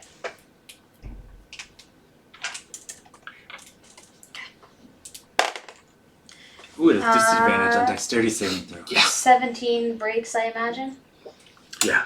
Okay. Yeah. So it becomes unrestrained in one of its things. Wait, doesn't it have disadvantage because of my foresight? It does have disadvantage on attack. attacks. Oh, farts. Against you. 5, 10, 15, 20, No, just 25, attack rolls in 30, general have disadvantage. 35, 40, 45, 50, 55, 60. And it's going to... Fellas. Yeah, it uses dash. Okay, so so it it just uses gets one in action range? to... Yeah, One action to break, then one action to dash, and now it's done with its turn. yes. So this gigantic rock monster and it just gets right up in our hauls faces. ass at you. Fucking linebacker. And you can tell it is not happy that you're here. Wait. Did it? Did it roll for uneven terrain? Oh, yeah. For It entangled? didn't have to roll for the uneven terrain. Yeah, just But it should have. halves it. It would have lost. 1 second. Assuming that you had the exact optimal placement, it would have lost Well, it does have 20 feet of movement. it does have Earth Glide, so I'm just gonna say it Okay. did that instead. Yeah, Okay. that's fair. Franz, you're up. Cool. I'm gonna have advantage because I'm attacking out of stealth. I'm gonna go up to it and hit it with Booming Blade. Let's see if I do anything. I do not do anything. I'm now going to disengage and Wait, you should still say the number because you don't know what this thing's AC. It Oh, could be okay. like 10 for it's gonna be a 10. No. Yeah. Okay. Because like my players were Yeah. playing like Yuan T last week, and they're like Yeah. level 4, and the Yuan T only have like 11 AC. So like a lot of times they'd be like, I'm not even gonna say it. I'm like, say it. It hits. Like, you know what I mean? Like sometimes you don't know. It's a gigantic thing. It's not too hard to hit. Okay. And I'm done. Boggs, you're up.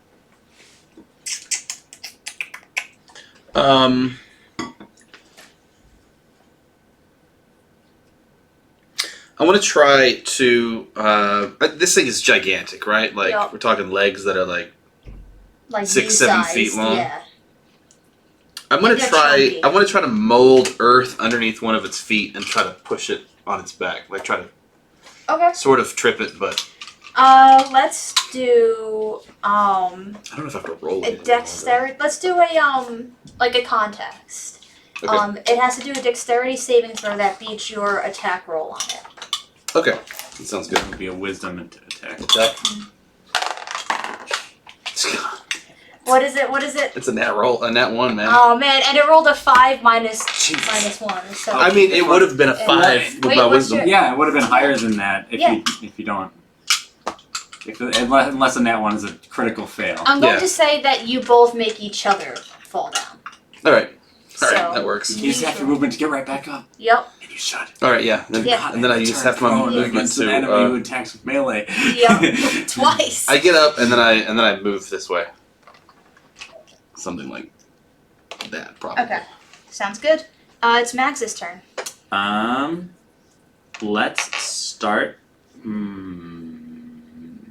So he's prone. He's prone. All right. Please prone. Fuck. I'm going to. I'm going to morph my. I'm going to the halberd and slam down on him from 10 feet away, so like I don't need to get into melee range. Nat 20. Nice. Fuck him up. What is that? What does the halberd do? It does a D10. Okay. Oh wow. So I roll. Do I roll it? Do you like you roll? You prefer I roll 2d10? Yeah.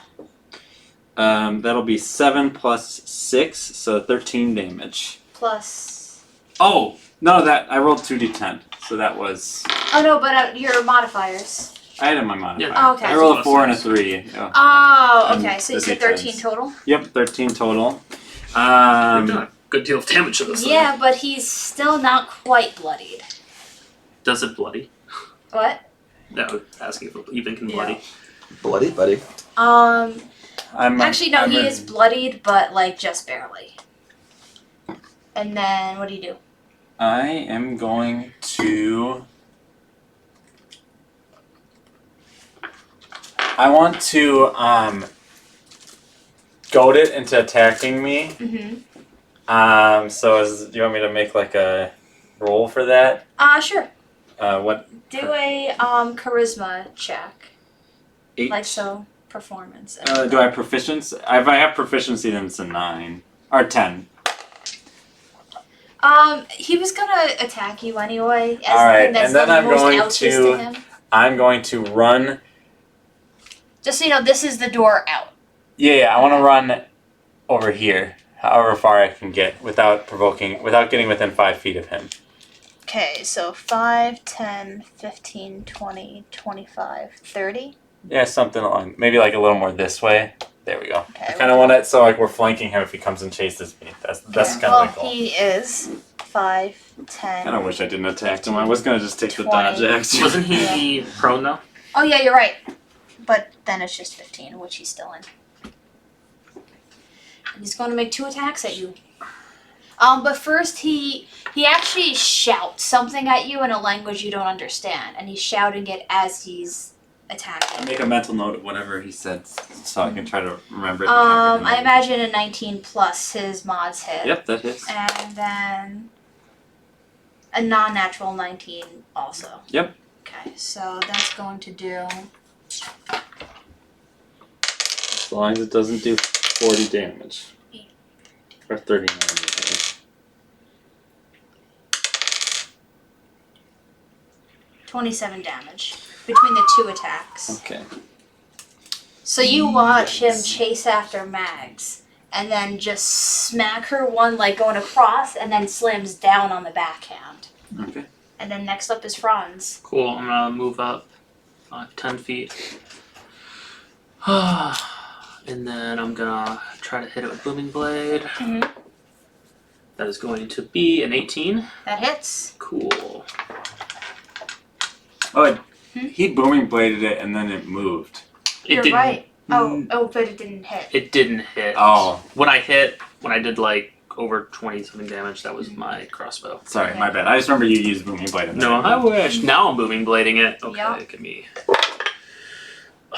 Okay, so that's 8. That's gonna be 13 damage. Okay. And I'm going to disengage Mhm. and move. You moved 15 already, so... No, I moved 10. Oh, right, 5. sorry. I'm You just said gonna 15 move. and I moved you 10. Yeah, I'm gonna move. I don't know, 15 and right there's fine. Yeah. Okay. What kind of damage is Booming Blade? It's gonna be thunder damage. Okay. Does the attack roll do thunder damage or does it just the movement roll? Right now, it doesn't do any. Just the movement roll. When I hit level 5, I'll start doing thunder damage on melee hit. Okay, yeah. But I'm not there yet. So Yeah. Boggs, you're up. Alright, I'm going to cast a gust of wind Mhm. towards the dude. So We're he'll have fighting to, the dude now? Yeah, he'll have to roll a strength saving. What, can you describe the effect Yeah. of Gust of Wind? A line of strong wind 60 feet long and 10 feet wide blasts from you in a direction you choose. Mm-hmm. Each creature that starts its turn in line must succeed on a strength throw, so not, I guess, until its turn. Mm-hmm. Or be pushed 15 feet away from me in a direction following the line. Okay. Spends 2 feet of movement for every 1 foot. It Yep. moves when moving closer to me. And then it So. talks about what it disperses and or extinguishes. Yep. Next up is Mags. alright, so bonus action, I'm going to spend all 5 of my healing dice. So that's 7. 2 ones. Stick So eyes. that's 9. Oh my 3 god. ones. So I heal for 10. Jesus. Okay. And I will cast Celestial Skin on myself to get 10 hit points. Mhm. And then I'm going to hold my ground. Okay. Is it the start at the end of his turn? The Start of his turn. Okay, Okay, cool. so it's gonna make that Oh my gosh. 5d6 and I rolled 3 ones. Nat 20. But at least that roll wasn't wasted on, wasting you. But it actually...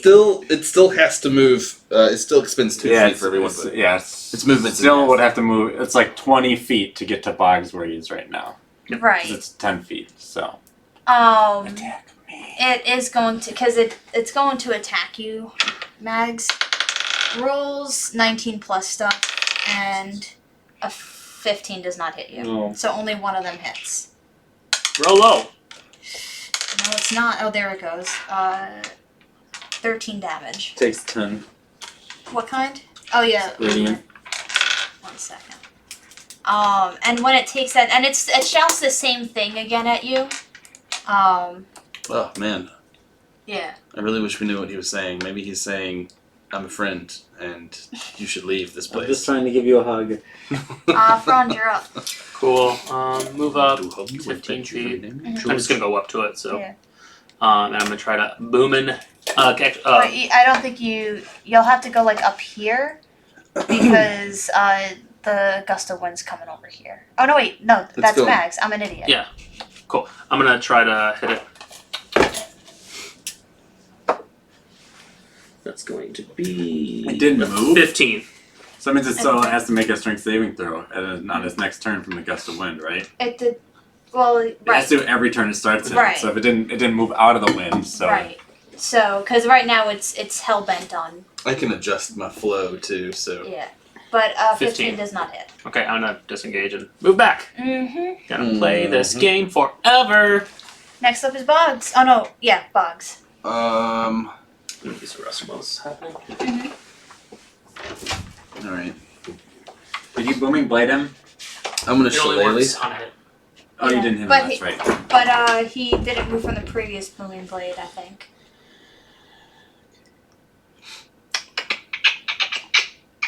But the booming blade only lasts for a turn, I think. Word. I'm gonna move up to him.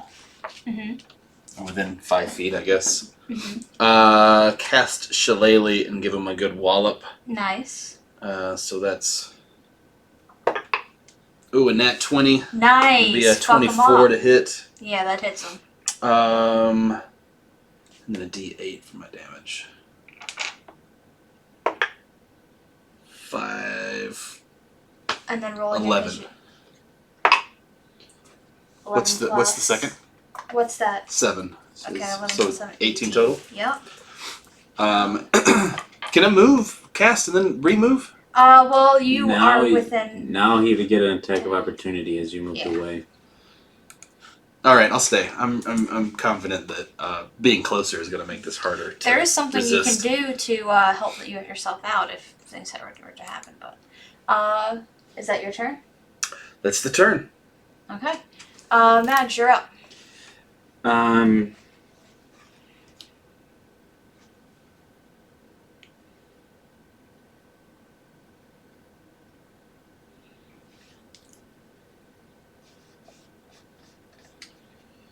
Alright, so I still have the halberd equipped. Mm-hmm.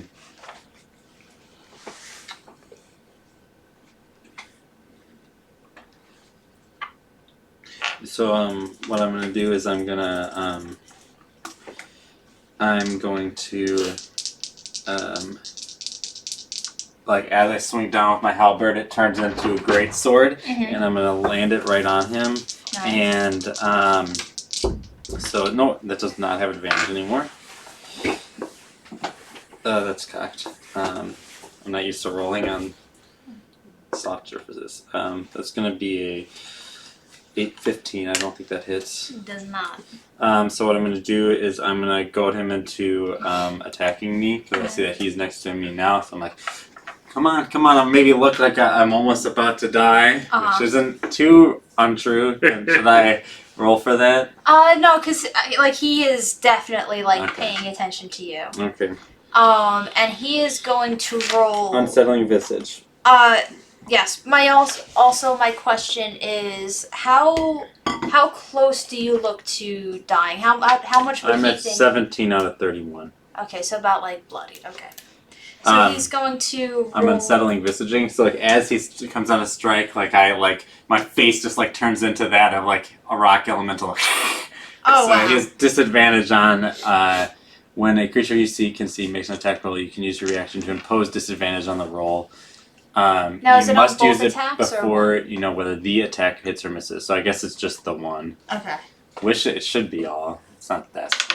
So the first one, okay, misses. Second attack. Oh, I'm so sorry. Yep, he crits. Okay. Yeah.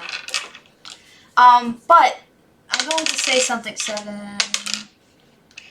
8. 17 is what I need. So Yeah, plus 5. So Wait, did he roll strength again? 13. 13. I'm up. I'm Yeah, still. you're lucky. He rolled a 1 on the second one. What? Did he roll strength He before did not. before he attacked? Let's figure that out. Nat 20 again. So yeah. Farts. So he nat 20'd me and then he nat 20'd your win. So Yeah. fuck us, eh? Jesus. But you can tell. Make a perception check. Only mags though. No, that wouldn't have helped anyways. Sorry. That's a 11. You wouldn't notice anything. Okay. Franz, you're up.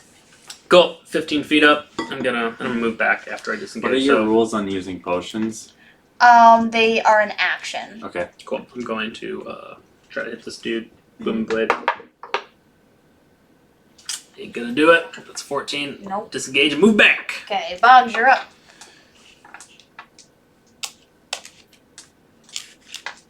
You know what? Screw it. You're here. That's fine. I'm gonna attack again with my shillelagh club. Sounds good. Get him. That is a 13 to hit. Not gonna do it. Woo! Mags, you're up. Like, oh my gosh, you guys are useless. I crit on this thing.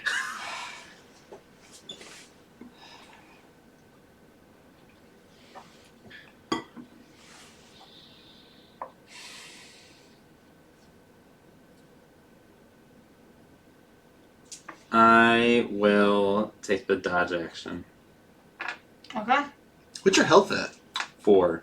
Oh, But you go. I didn't realize. What's the dodge You action go, do? and he has all his attacks against me have disadvantage, and he seems to only care about me.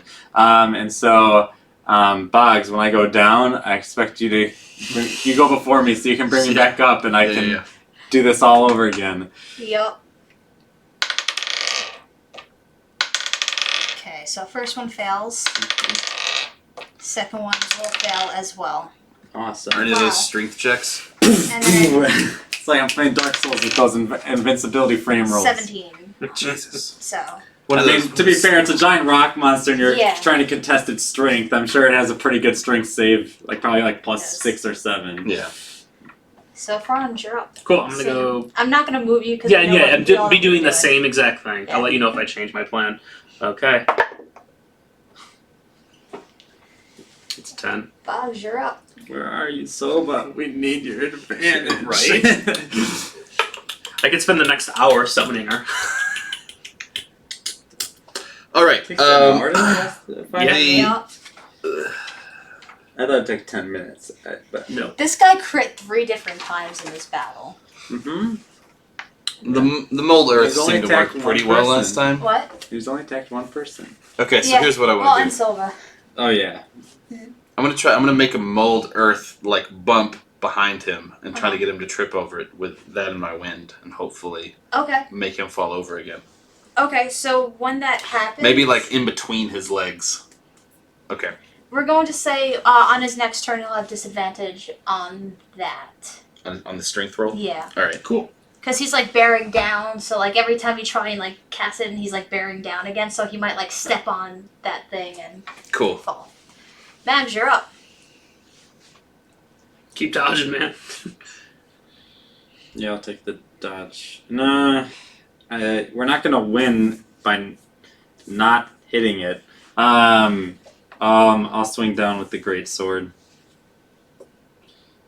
That's gonna be 9 plus 7, so that's gonna be 16. No, plus 8, 17. That does it.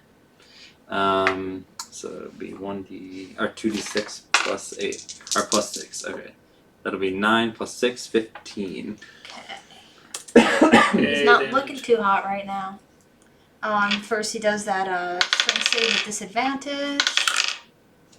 The lower was 12 plus, so 17. Okay. And then he's going to make his 2 attacks with disadvantage. Why are they at disadvantage? Oh, I thought... No, I attacked. Oh, No. right. Okay, so the first one I ain't fails. Sue anymore. I can't. Yup, sorry, I forgot. Oh, good. They were both single digits. Yay. Okay. So that, You know my AC is only 16. Or no, it's 14 right now. Just so you know.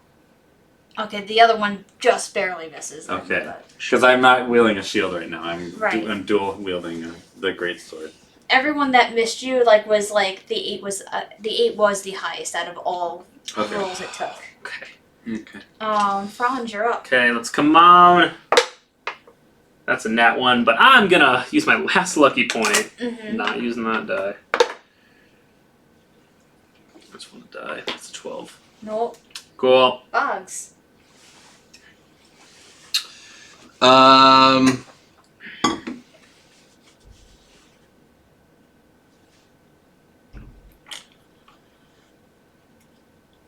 I am going to. I'm going to heal Mags. So I'm going to drop the wind.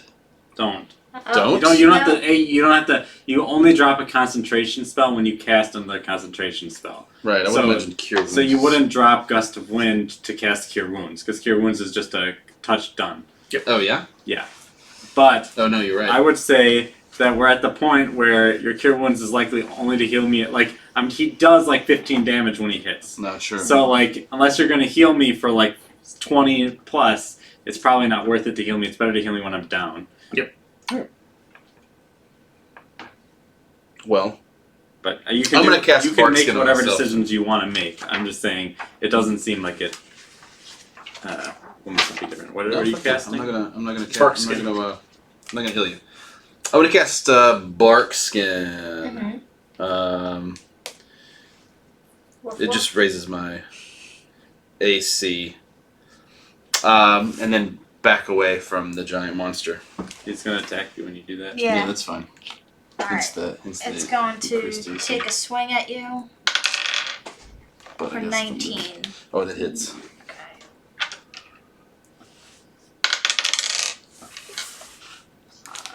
It's 8 damage. It's not too bad. And next up is Mags.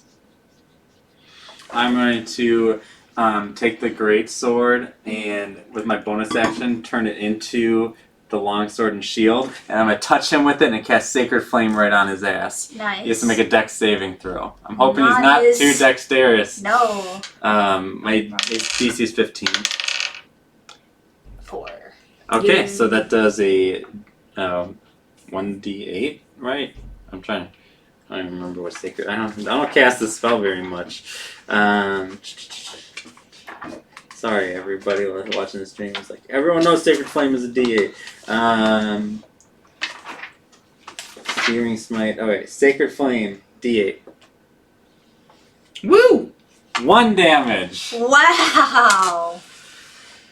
So what was the fucking point? Why didn't I just take the dodge action again? Jeez. And he To be fair, it's not like you guys are hitting any of your attacks. At least I'm hitting mine. He does not. Wait, he has to save first. He gets gusted away. Nope. Okay, well. What? He doesn't. I dropped it. No, you didn't. You didn't? I did. Is That's Bark Skin. Is that concentration? Indeed. Oh. Oh. Okay, so I'm dead. Okay. You're not dead. He rolled 2 2s. Oh, Okay. Gucci. So I'm just I'm the master of He has dodging rolled. It's frustrating to see a dice roll 8 under 10. No, that can't go in prison. I have 4 HP. You've been at 4 HP Was for that the 3 same dude rounds. that's been hitting the D20 though? Yes. I took the dodge action. Franz, you're up. Cool. Oh, thank fucking God. Oh, 25. That doesn't do. No, okay, it does. If it didn't, I would flip over this table. Mm-hmm. Not that I do shit for damage. That is going to be 11. Booming Blade. Moves. Takes 1d8. Disengage. Back up. Okay. And finally, I'm patting myself on the back. Nice. He's still not looking good whatsoever, shoot. but he's still there. What? Oh, darn it. I could have ran away last turn. He used his reaction on Boggs. Yep. And I didn't. Darn it. Bob, you're up. Alright, I'm gonna cast my acid arrow. Mm-hmm. Actually, I think. That won't hit me, will it? Shouldn't. Okay. Yeah, that's what I'm gonna do. Solid. Nope. That one, Oh. but that was a dead roll because I rolled on that stupid page. That one has consequences. Roll your damage. Actually, on a miss, it takes half the damage anyway, so. So half. Roll. Yeah.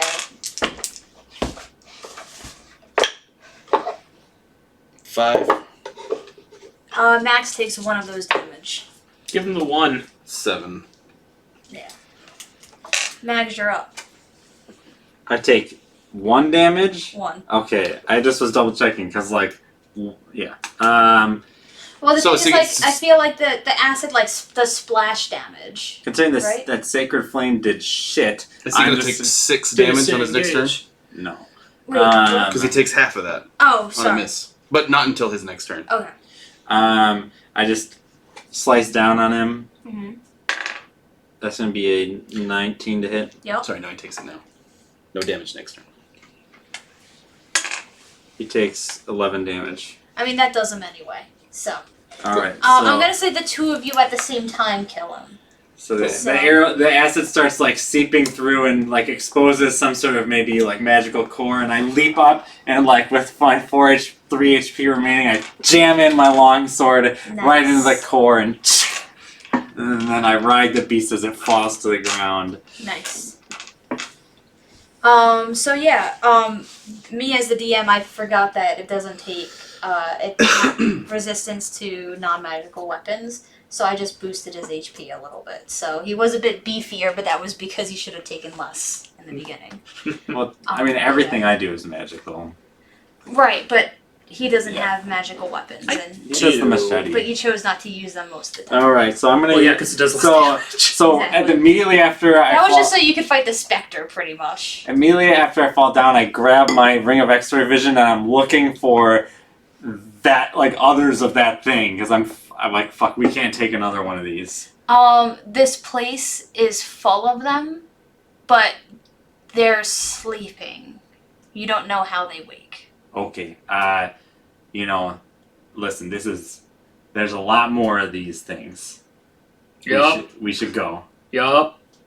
Uh, Back to the lib. The biblioteca. mm-hmm. It seems like that was a safe haven, at least for Yeah. the band of. Where are we? Can you sort of orient You're, us in on the the town? mountain, pretty much. Or the cavern side. So you're in the building that goes into the cavern side, and then the library, you just go out, and then it goes right next door. Is How this far the way are we we from have to go to get town? out of here? Nope. Okay. Like, you walk out the door. Okay, I got a plan to come back here. When you said they're all over the place, you mean in this building or in Yeah. in Box. Just here, in this place. Oh, okay. Box. I got a plan to come back, and you can. We'll talk about it in the library. All right, let's get GTFO. Yeah. You guys didn't take any damage, right? No. I took 8 points, so not too When did bad. you take 8 points of damage? When I backed up. Oh yeah, that's right. Okay, so I want a short rest. Get back my spell slots, and Here or at the library? at the library. Okay. I'm summoning Sova. I want to. All right, so I don't want to use the comprehend languages, but I am going to during the short rest. I'm going to get back my I'm going to spend some hit dice. So all right, so I'm level 4, so that means I have 4 hit dice I can spend. Yep. Okay, so let's go ahead and that's 14 plus 8, 14, 6, 20, 22, 27, 30. I'm 1 HP below my normal. If Okay. only it wasn't for Boggs and that crit. Okay. Fail. Okay. Yeah, So that's funny. so Boz. Yeah. Here's my idea. Remember the other day when I made your little suit guy invisible? I can do that to you. Now, I would do it to me and head in there, but the thing is I can't see in the dark. So I'd still be visible if I was holding up my shield, my sword. Would you be willing to go in and see what's up? And I can cast invisible on you. It lasts for about an hour. And you could be able to go and search in there and see if there's anything worth getting before we head out. Yeah, I can try that. What's the range? Like you just cast it on me and then I can go. Yeah, you have Yeah, for but an it's hour. not concentration. It's just I put it on you, and then I'll just say. So here are the rules for this spell, just so that we're on the same page. What's it called? Invisible. Invisibility. So you are anything you're wearing or carrying is invisible, but if you attack or cast any spell, it's gone. Okay. So if you want to cast, how long does your detect magic last? It's instant. But how long does it last? Because you could, in theory, cast it, then I Yeah. cast invisibility, then you've Yeah. got both of them for an hour. And Yeah. and that might help because those things seem magical. You might be able to see them with your magic eyes.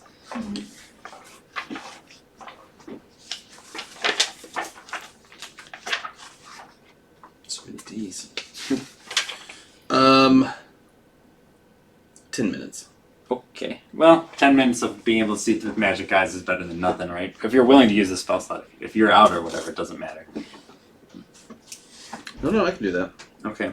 So we get up to where we were before, and I'm going to I'm gonna point out any of them where I remember any of them to be sleeping. I said they're sleeping. You being invisible. And They're kind of. So let me describe this a little bit Mhm. better so you understand. This entryway, nothing. Yeah. But I use my ring of Everywhere- X-ray vision. Right.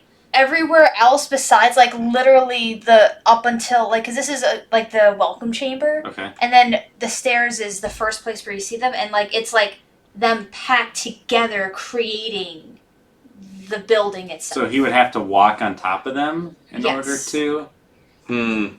Yes. He doesn't That's know that. that's don't. I'm not gonna tell him. I'm just gonna Oh, say man. tread lightly, friend. You are sending me to my death. Okay. So I cast in. Mm-hmm. All right, you cast. I guess I'll Detect cast Detect Magic first. Okay. Yeah. Magic, and then I cast invisibility on him. Okay. Well, the first thing you see is a bunch of magical, like, heartbeats everywhere here. So Okay. he may not have told you Yeah. that they were. He doesn't know that I know. No, I'm saying, like, but out of game, now Yeah. you know essentially But I the same had thing the Max conditions did. up on that. Alright. So you're able to see these little heartbeats going, and they're, like, very slow. They're resting, and you're Impossible to see. Oh yeah. I'm just So. So that's like the first thing, you just see these magical heartbeats. All right. I'm going to try to approach softly with my eye on these heartbeats. Right. I'm looking for any kind of sign that they are, jolting awake or anything. Here's what we're going to do, because you're aware of them. Okay. And because you're invisible, you're going to have to roll stealth checks to go from room to room. So, Oh my god. Okay. And if you hit a nat 1, okay. Roll they're my gonna dice. wake up. Yeah. Don't roll your dice. Give me your dice. So to Here. clarify, you can get This up the one stairs has generally been because fortunate. you know Killed that one. exactly. But to get from the stairs to the hallway, a roll. To get from the hallway to one room, All I'm trying to do is roll a 2 or higher. Yes. So you have only a 5% chance I'm gonna of fuck it up. fucking up. Yeah, you're gonna fuck it up. Attack rolls against you still have disadvantage if you have to start running. Right. All right. And, Yeah, let's and do you're it. still invisible even if they Yeah. see you. And if you get hit, you're still invisible. Your only breaks if If I attack or if you cast. Yeah. Okay. And they only got the jump on Silva because she didn't know that they were there. All right. So I'm at the top of the stairs, and what do I see? Well, okay. Oh yeah, you're not going to the hallway yet. You see this long stretching hallway, and there's just like door. Imagine looking down like an office All right. building. Just note that I would have done this, but I can't see in the dark, and I would have had to illuminate the space anyways, even being invisible. So it's every door basically has a heartbeat. Yes, like this place is built on these things. All right. Well, I'm gonna open the first door then. Well, first make a roll to get into the hallway. You're I good. think it's like an 18 or something. Okay. Now make a roll to get into the door. 14. Okay, nothing magical here. Is it like X-ray, or do you just like No, detect magic? magic. I detect magic is not X-ray. Oh yeah. Anything through. I can you can penetrate see- most barriers, but it's blocked by 1 foot of stone. So never mind. Okay. 1 inch common metal, a thin sheet of lead, or 3 feet of wood or Okay. dirt. So then, yeah. So I get through the there's- walls, get through doors, maybe. Unless Yeah. they're stone doors. Yeah. So you don't know have to what? open the doors to see it. Okay. So roll to get back into the hallway. You make him roll to get back into the hallway. Yes, because he's walking on Alright. him again. 14. Okay. You see. What's the range? 30 feet. 30 feet. Thank you. Okay. You're able to see that there's nothing magical here, but the hallway is long. So if you want to get to the next 30 feet, make another roll. 14. Okay. This dice is awesome. At the edge of this, I you don't roll see it a very much. Got very good faint. feet. It's actually like at the end of Okay. the hallway. Like it's the last door. All right. Make another roll to get to it. 11. Okay. You're at the door. It's locked. Fuck. Like it's Okay. How far You can away? tell that it's not magically locked. Okay. What do you do?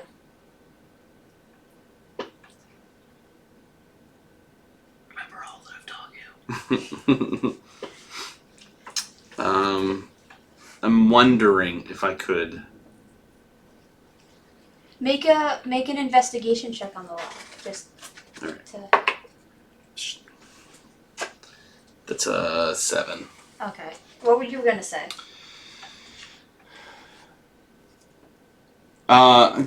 Probably nothing that I could. I have no reason to think that I could do that. What kind of door is it? Is that what my investigation was? No. That was just like on the lock itself. Okay. The door is stone, but it's like different. It's like a thin, type of thing instead of like the big beefy. And you can see there's like a magical not like halfway through the room. There's a magical little barrier. Past the door, Yes. there's a magical barrier. Yes.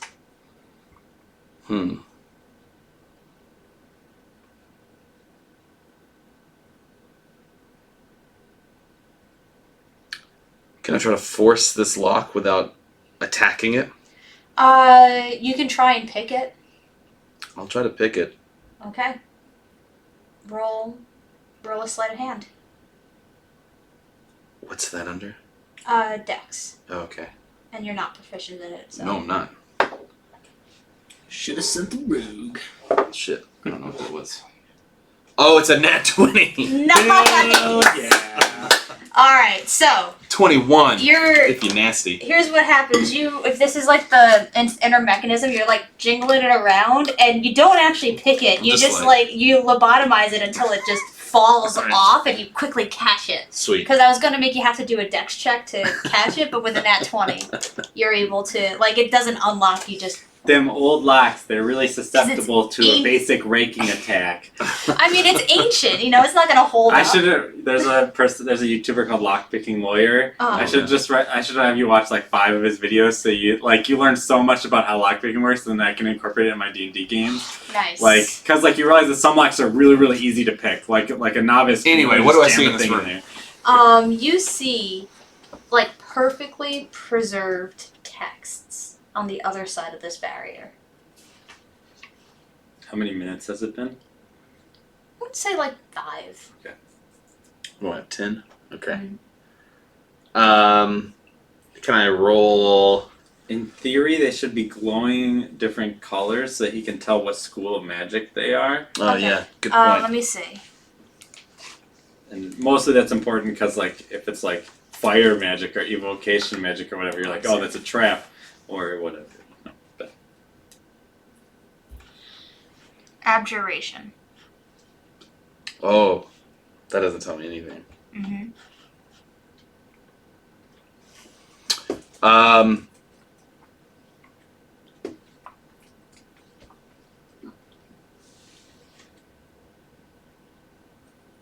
So, is there any paper on my side of the room?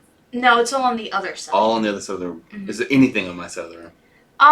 More just dusty old stuff that used to be but disintegrated with time. Like what, though? Anything. Anything that I could pick up and throw at this thing is what I'm trying to do. Oh yeah, there's a stone. Okay, I'm gonna take a tiny little pebble stone Mhm. and try to no, I can't see anything. try to throw it through this thing to see if it's either gonna just bounce off of it or It goes Says through, okay. but a loud, ear-piercing alarm goes off, Oh shit! and you feel rumbling. All right. So you have 60 seconds. All right. What are you gonna do? I'm gonna Books run out. I'm gonna try to grab a book and run out. Okay. How many? 3 books. Okay, you can grab 3 books. And start running. Make your check. 14. Okay, 60 feet to go. 11. Okay, 30 feet. 9. You're at the top of the stairs. And yeah, you could go, yeah. I'm gonna yell behind me. No, I'm not. I'm just Okay. I'm good. I'm just glad that this thing didn't give any nat Yeah. ones that whole time. That was beautiful. Yeah, so cool. Perfect And net you're 20. like, and as you're running with these 3 books, like you turn, like you're looking over your shoulder, you see them like all like rising up, and then Did just you like. see me down at the bottom? Are you still in the library? Are you? I just see 3 books running. I think I went with Yeah. you guys. Yeah. So we just see books running. Like we gotta like Go! go. We hear Boggs before we see him, and we bolt out. Bolt. Yeah. Yup. So that Wow. happens. All right. Wow.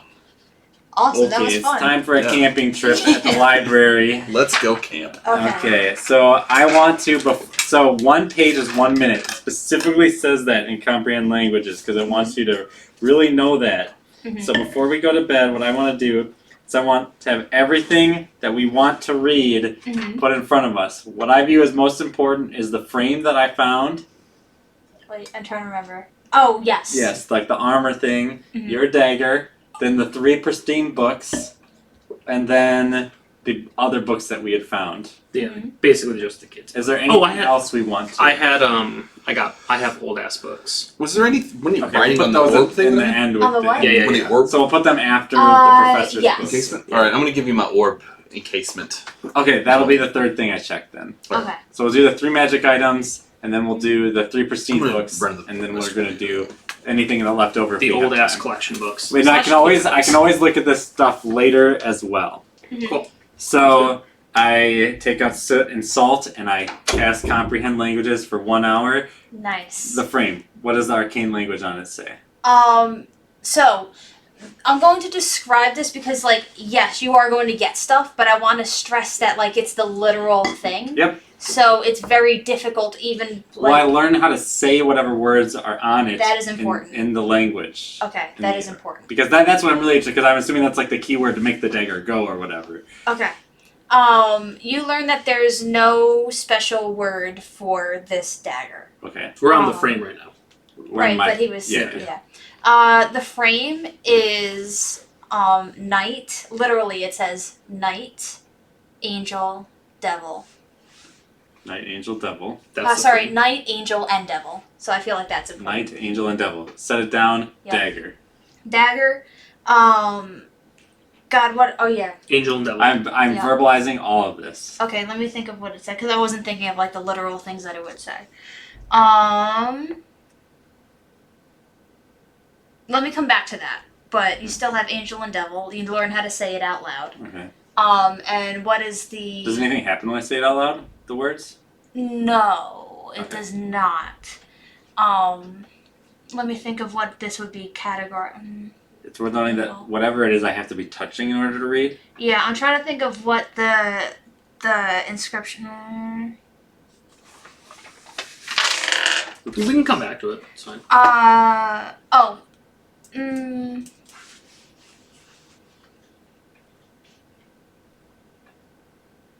Yeah, come back to it.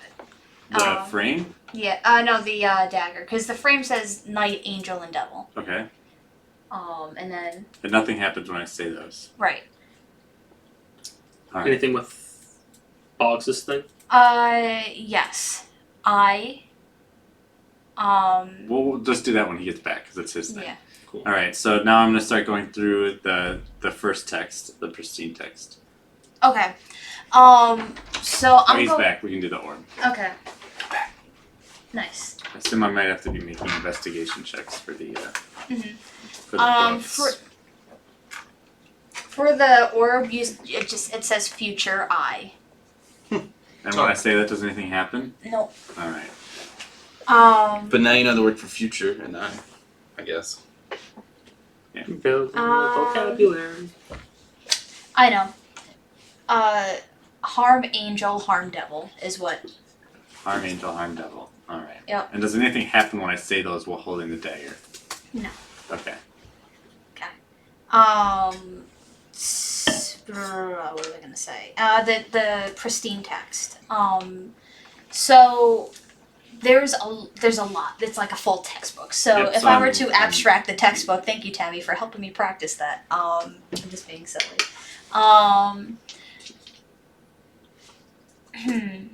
I would say from the format and with what very little you know,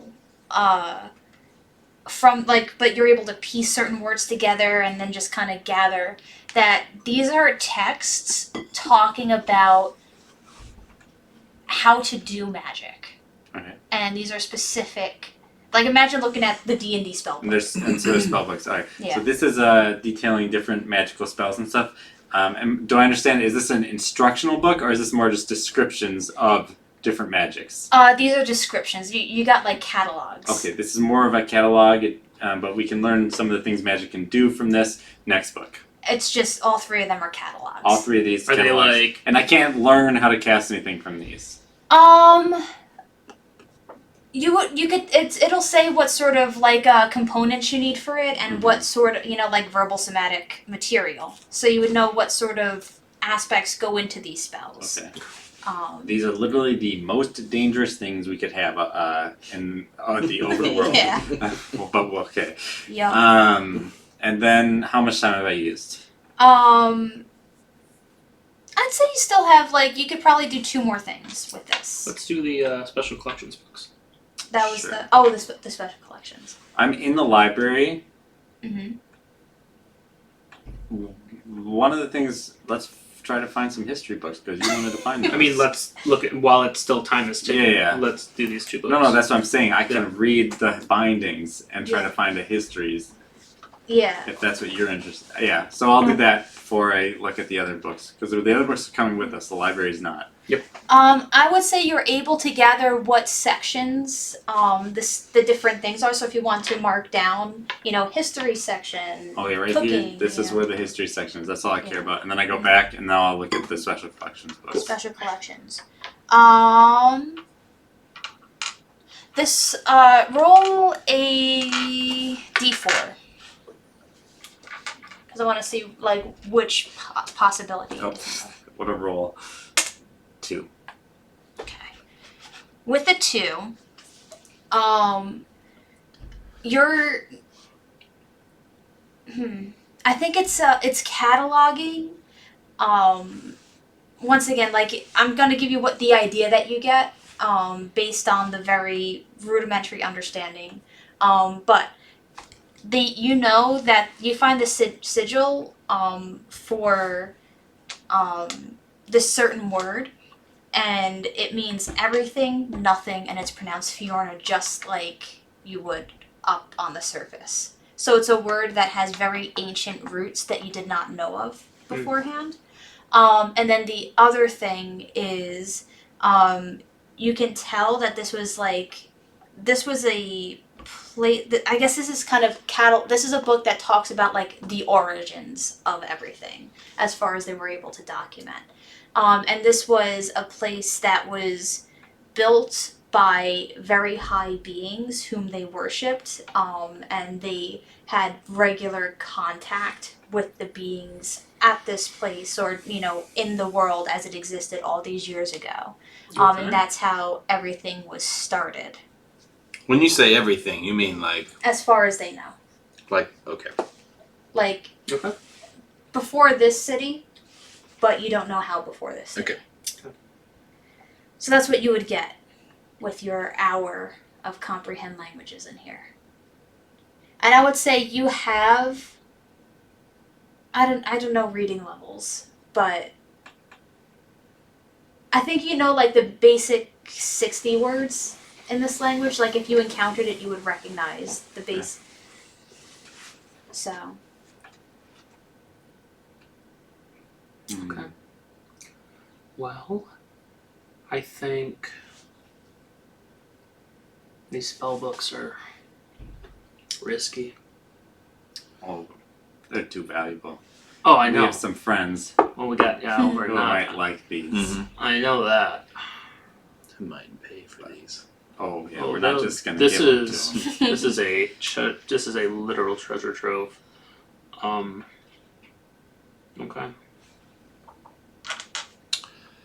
Well, Boggs, good job. hey, thanks, Yeah. man. He took a big risk, and it paid off. Boy, are my dogs barking. Okay. Nap time. Just like Okay. a long rest. Yeah, long Yeah. Um, Do you plan on staying in the city for another day, or do you plan on continuing back to the surface? I don't know. Do you guys plan on staying in the city for another day, or you want to continue on to the surface? Wow, deja vu. I feel like we've seen a lot of what the city has to offer. Maybe we can sort of keep our eyes out for interesting buildings on the way through, but barring that, make our way out. Yeah, that sounds good to me. So, for my long rest, after I wake up, what can I use comprehend languages again? You could.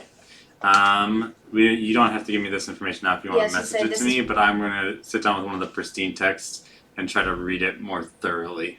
Okay. And I can tell you, we'll worry about what I'm looking for maybe later or something. Yeah, I think this will be a text thing. Yeah. Cool. Day 5. Cool. That was a long day 4. Sure.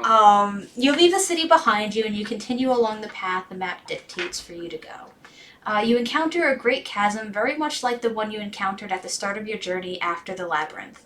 The main difference is that the cavern seems to be on the edge of collapse. You have to make some small jumps to cross paths on the bridge that have been battered away by fallen rock, and that's when you catch a glimpse of what's below. About 200 feet down, you see a large stretch of stone with a circular glyph so large that it stretches almost to the ends of the fields of your vision. It's been destroyed by some earth-shaking force. So what are your character's thoughts on this? Like, imagine the transmutation circle from, like, FMA that you saw from also in Ed's place, but, like, Ed's place was very much, like, dark. Like, Yeah. you could tell, like, you've seen something similar to this, but it's definitely different. It's actually closer to that glyph that you saw in the labyrinth, but that was kind of like someone practicing how to make one, and this is, like, the real thing. Right.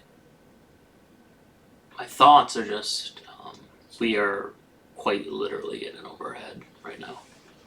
Well, yeah, that does seem to be the case. I'd also say, I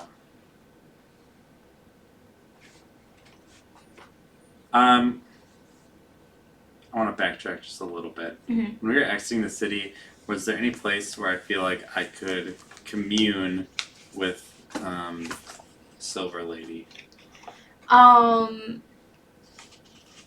Not unless you plan on sticking around, but because, like, there wasn't, you didn't see any, like, specific place, so, like, Okay. you could imagine there probably is a place, but without spending more That's fine. time discovering it. Alright.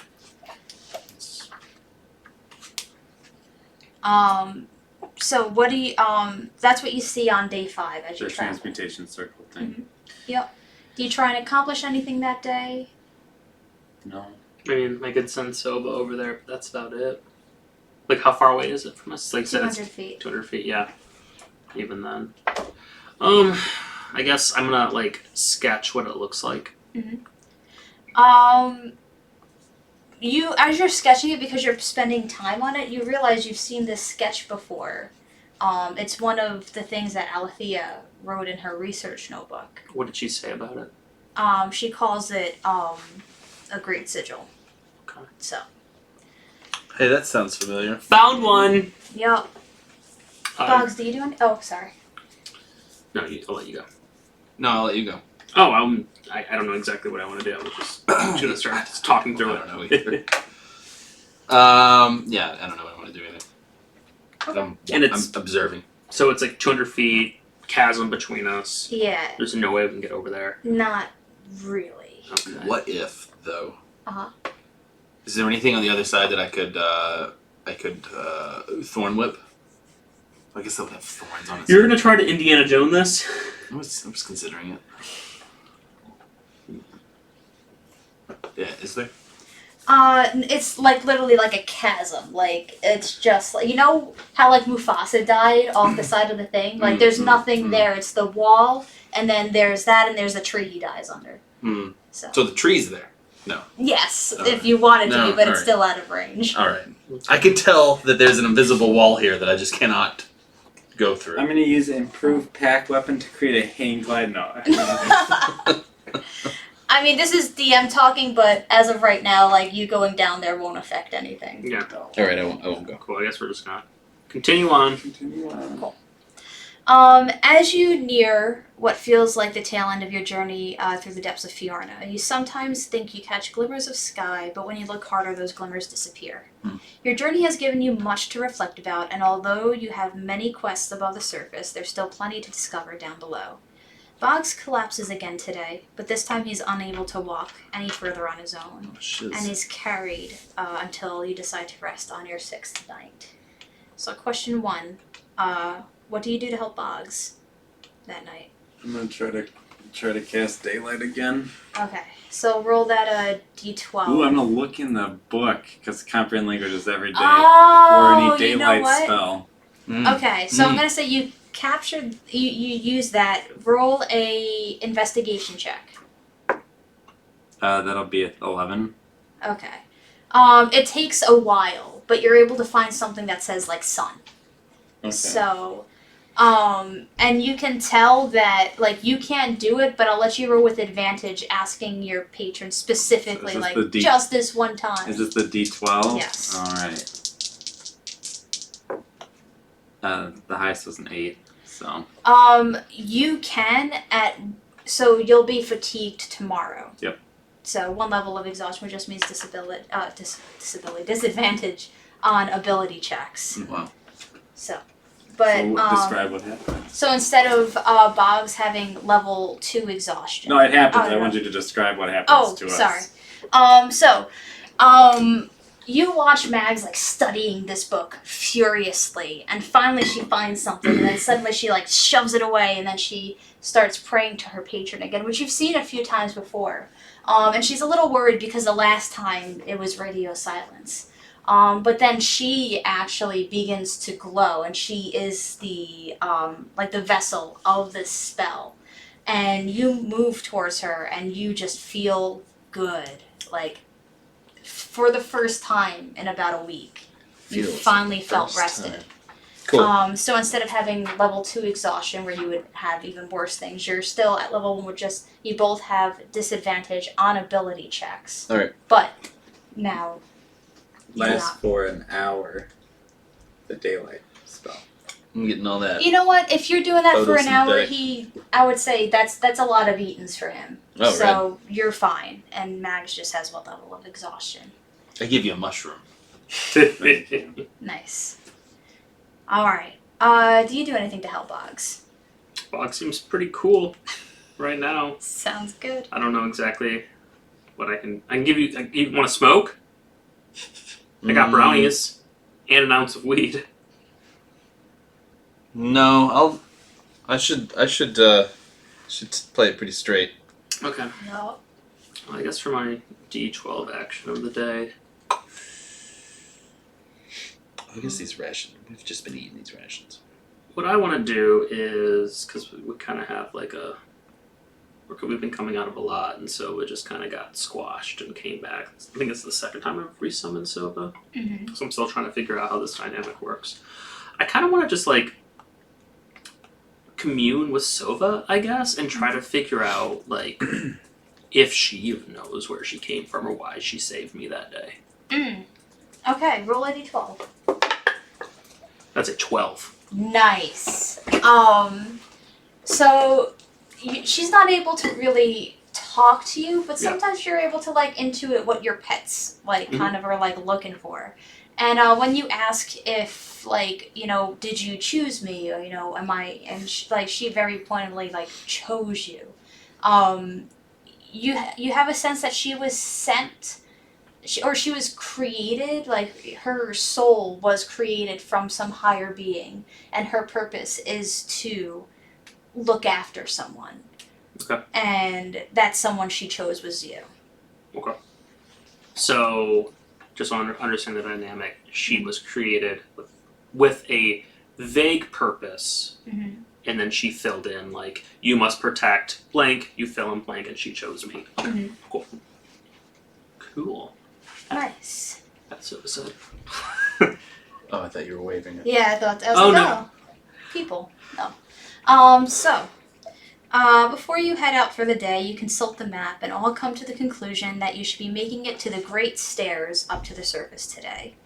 However, before you make it to the Great Stairs, you find some unsettling things as you near the entrance to the surface. There are deep scars on the walls and on the path that you walk. The cave is marred in purposeful ways by some sort of machinery that is suggested to be larger and heavier duty than anything you've encountered before. As you continue on, you encountered collapsed ceilings and bones crushed beneath them, and you realized you're in almost a minefield of bodies in different states of decay.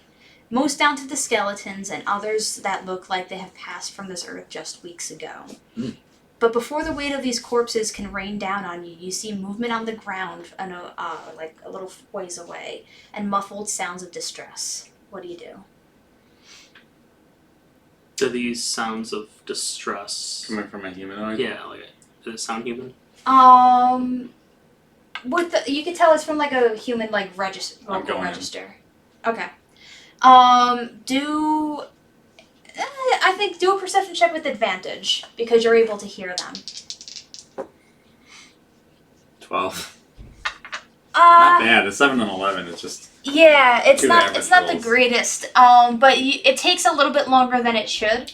But you're able to find this dragon humanoid person squished under like some rocks that seem to have fallen, and it's like But there was movement. There's something else here. No, that was the. Oh, that like, was the movement? Yeah, Okay. like they're like trying to push this off of them, so like So they got something heavy on them. Yeah, and they can't get it off Dogs, themselves. you got mold earth there? Well, technically I would have been a straight roll because I have disadvantage on those checks. But whatever. Right. But eventually, one of you would have found them. I would say. I'm gonna try to raise some earth underneath whatever he is trapped under to at least give him a little bit of room to get out. Okay. Maybe the other two can I'll be there to pull out. Okay. You're going to need both of you because this dragonborn is massive. And yet, like, despite how tall she is, she's like very like she tries to make herself as small as possible. And she's got this like cage, or like it goes up above her head and around her snout, keeping her mouth from being able to open all the way. So every time she talks, it's very muffled. Can we get it off? Let's pause for a second. Before we do that, yes. But she's like thanking you, like very appreciative, but she's also kind of scared because she doesn't know what you're doing down here. We're not gonna hurt you. I'm sorry that this happened to you. You must. Mm-hmm. I don't know if you're coming or going, but we're going. Do a persuasion check to have so that she doesn't. With disadvantage. Yes. Still a 14. Okay, you're able to beat her. So yes, it looks like she's ready to run because she wasn't sure who you are. But as she looks at you, as she, sees that none of you are who she expected to see, she stays. I'm gonna mage hand unlock the trap around her mouth. Don't use magic. We already used mold earth. Oh yeah, we did. And she's dragonborn. Yeah, we're good. Sorry, I'm just. We're thinking. good. Yeah. That's gonna be a 21. When you use magic, you can. Sorry, no, that's gonna be a 19. I was looking at the wrong one. There's not a lock on this. It's literally like welded, like skin tight to her head. Wow. Hmm. It can heat metal. That's the worst thing you can do. How thick are the? You could probably saw it open, but you're going to have to do a sleight of hand check to not you're definitely going to damage her somehow, but how much or little depends on how good your sleight of hand is. Well, I'm very good at that. What do I have? I can make bolt cutters. Yeah, I'm looking at what I have. But it's like skin tight, so you're still like pushing up against and you might pierce her. I have a Well, I file. guess the question really is for you, friend, is Uh-huh. do you want us to take that cage off your head? She nods Okay, and I say, I'm sorry if I hurt you. Yes, that is going to be a 24. Okay. Yeah, I'm gonna say that you roll a d4 of damage on her. Okay, cool. 3. Okay. She takes 3 piercing damage, but she is good.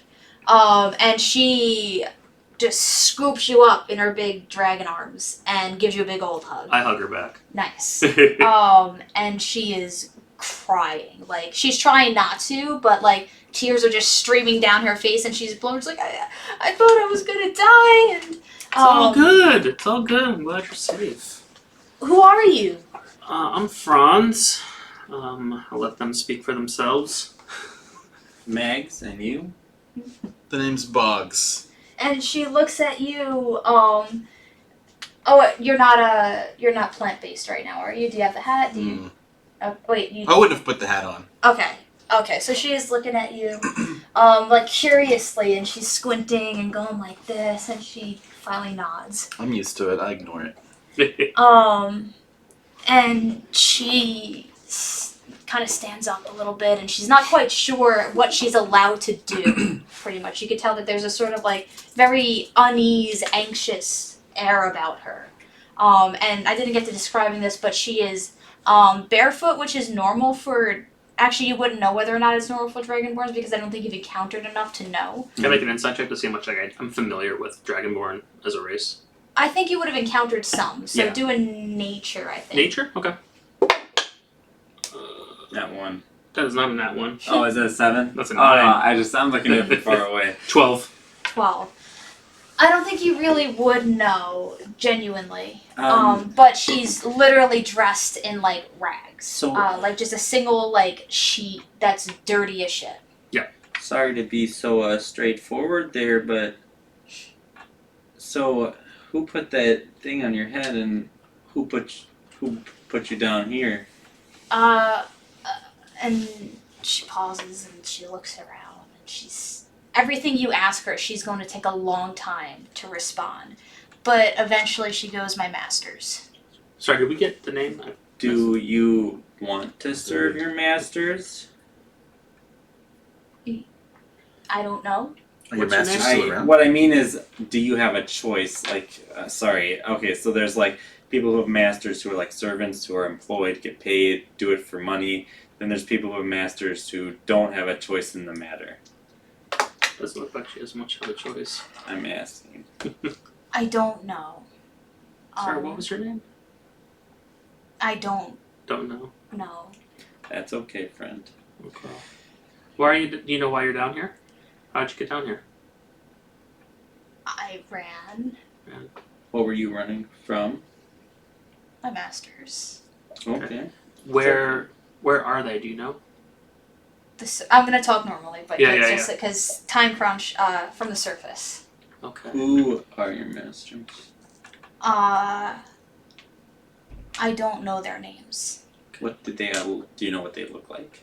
And she Do they describes. look like you? Yeah. She describes 2 human people, always dressed in red robes. So Inquisition.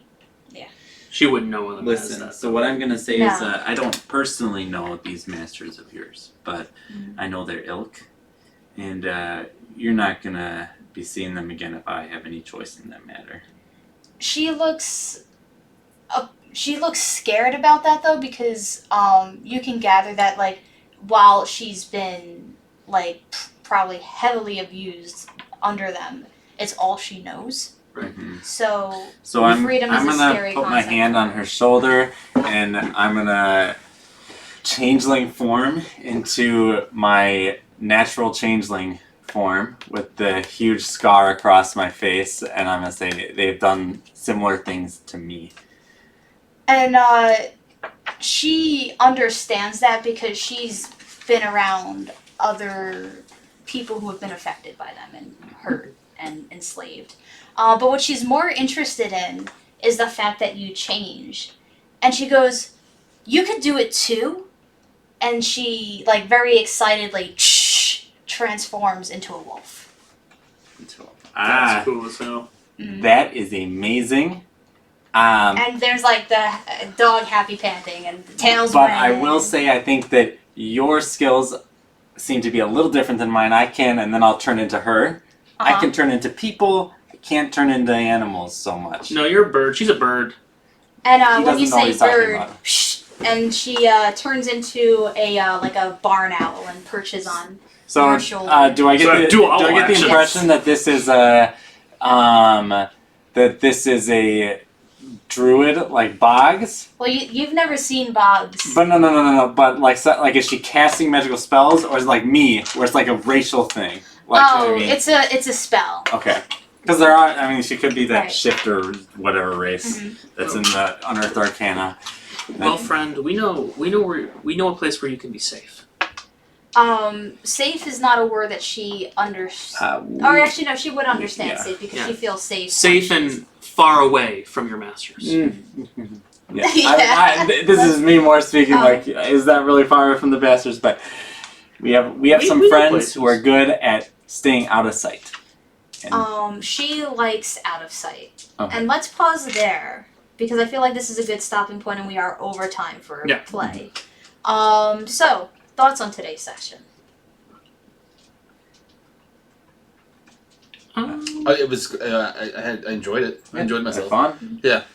What I was was- it? Oh, go ahead. I just always am intrigued by the Powered by the Apocalypse system. I think it's Can you talk about it a little bit more for those who don't know? Yeah, I'm mostly familiar with it. For those who are interested in this system, the Adventure Zone, their second series. What's Adventure Zone? Adventure Zone is Very good a D&D I podcast. know what it is. Yeah. it's a I don't D&D know. Sorry. podcast. That's why. But their second season, I guess, is a Monster of the Week, a monster hunting tabletop RPG, but that uses Powered by the Apocalypse system.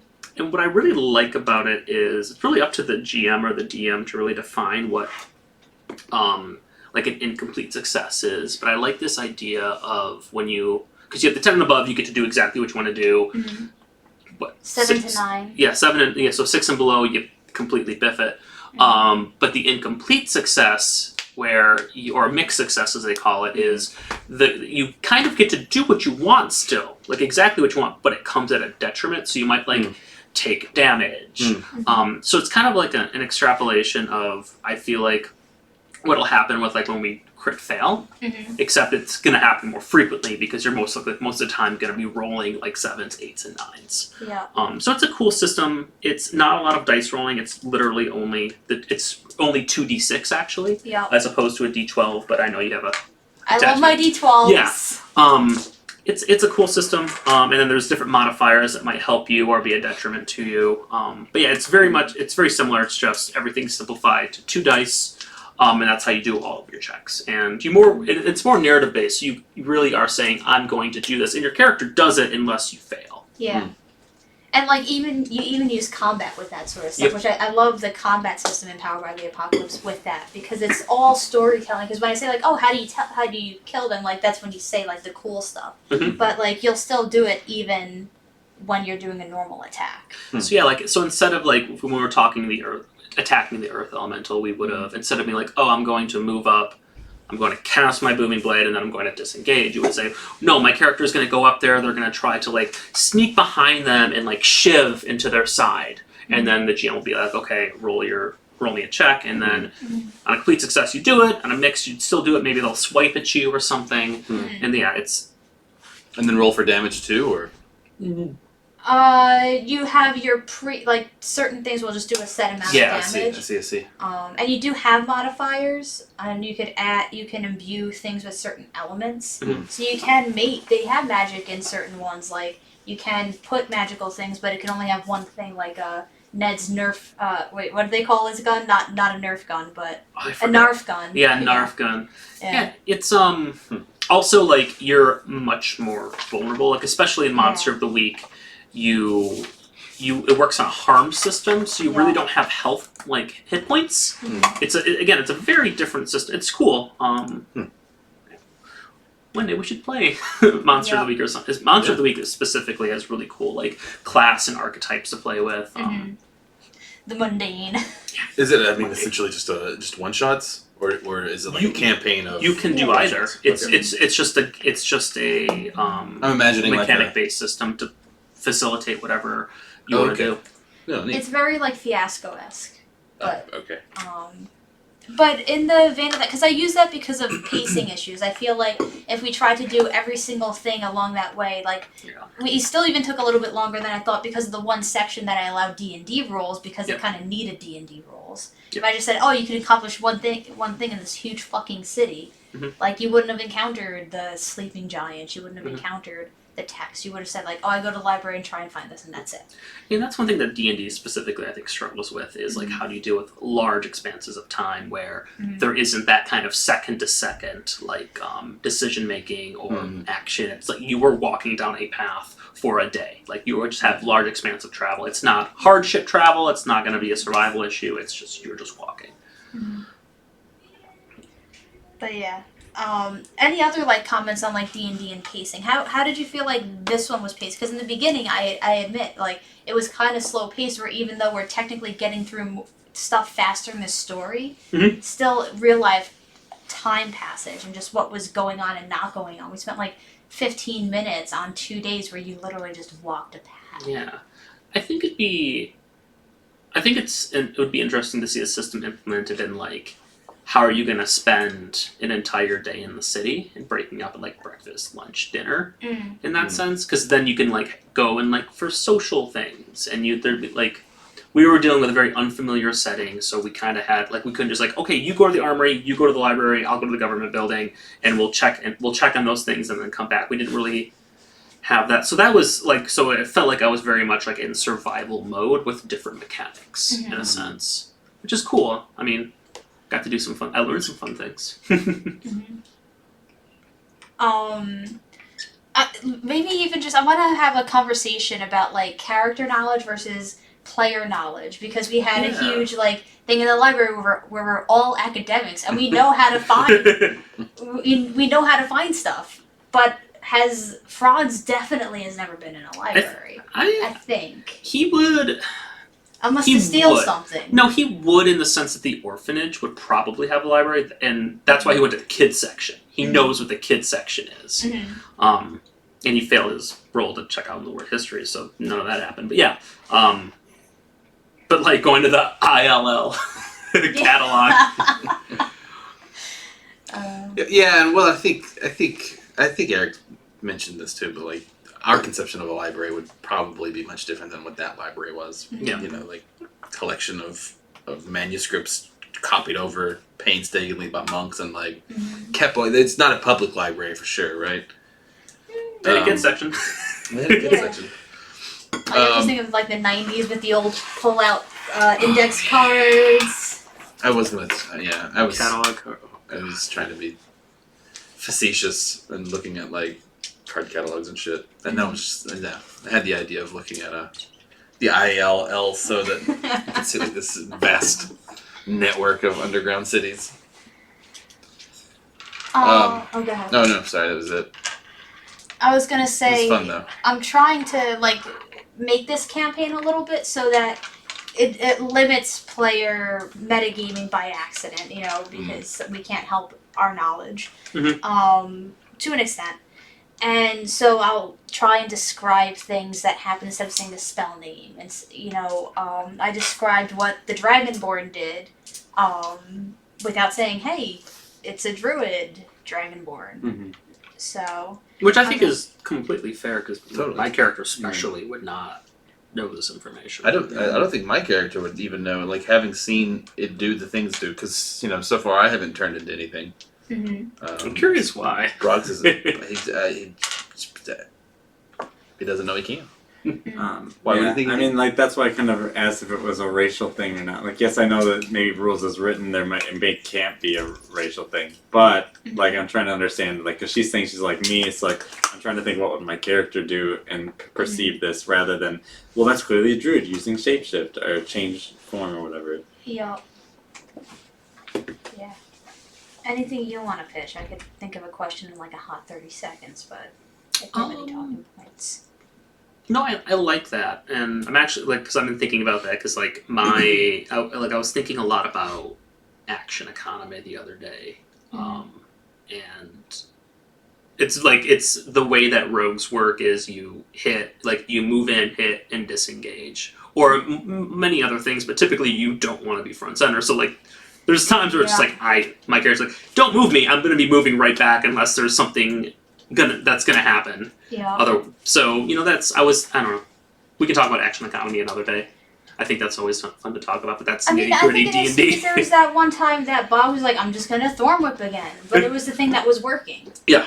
So is it better to be smart in a battle or to be creative with your spells or actions in battle? I think that's where going back to Powered by the Apocalypse is fun because you only can be creative. Because you have to describe what your character is. I mean, if you can literally just say, I'm going to shoot them with my gun. Mm-hmm. But even then, you have a lot more freedom in terms because you're not limited by necessarily by movement and things like that. Mm-hmm. I just sort of have a question. It's not really academic at all, but how are you envisioning us getting to those books? Which In the pristine books. Yeah. Oh, I was envisioning. Well, here's the thing. I was Poke your eyes originally- out games. If you have any Hello. questions, let us know. Yeah, we welcome any questions. What was I gonna say? I envisioned you meeting the monster and piecing out. Oh wow. Okay. I did not envision anything beyond that. But because you came up with a really clever fucking way to do this, and the other thing is if you didn't see that there were more monsters, if you kept going, you would have encountered another one, and then another one, and eventually you would have gathered that, yes, there are infinite, things here. But because you came up with such a clever way to get into... Yeah. It's the Lusty Argonian Maid, just 500 times. But pretty much it was rewarding players for good problem solving. So it's alright, there's no way I'm going to let you do all this and get nothing for it. Even though life does work out that way. But still, games are based on a reward system. You do a thing, you figure out a puzzle, you get rewarded. Well, also, I think that you can argue that even within the logic of the world, that makes sense. All these rock monsters are protecting something. Yep. So there's gotta be something to get, right? So Yep. yes, maybe it's a little gamey because of the reward thing, but it's also realistic. You don't put security guards in front of, Well, they were, spoiler alert, they were guarding something else that you were not meant to get at this point anyway. So, don't worry. But we could have. We're going back! I mean, this place is I'm gonna meant cast to... invisible on our druid friend and make her a bird, and you have to fly in and get the magical blade and bring it back to me.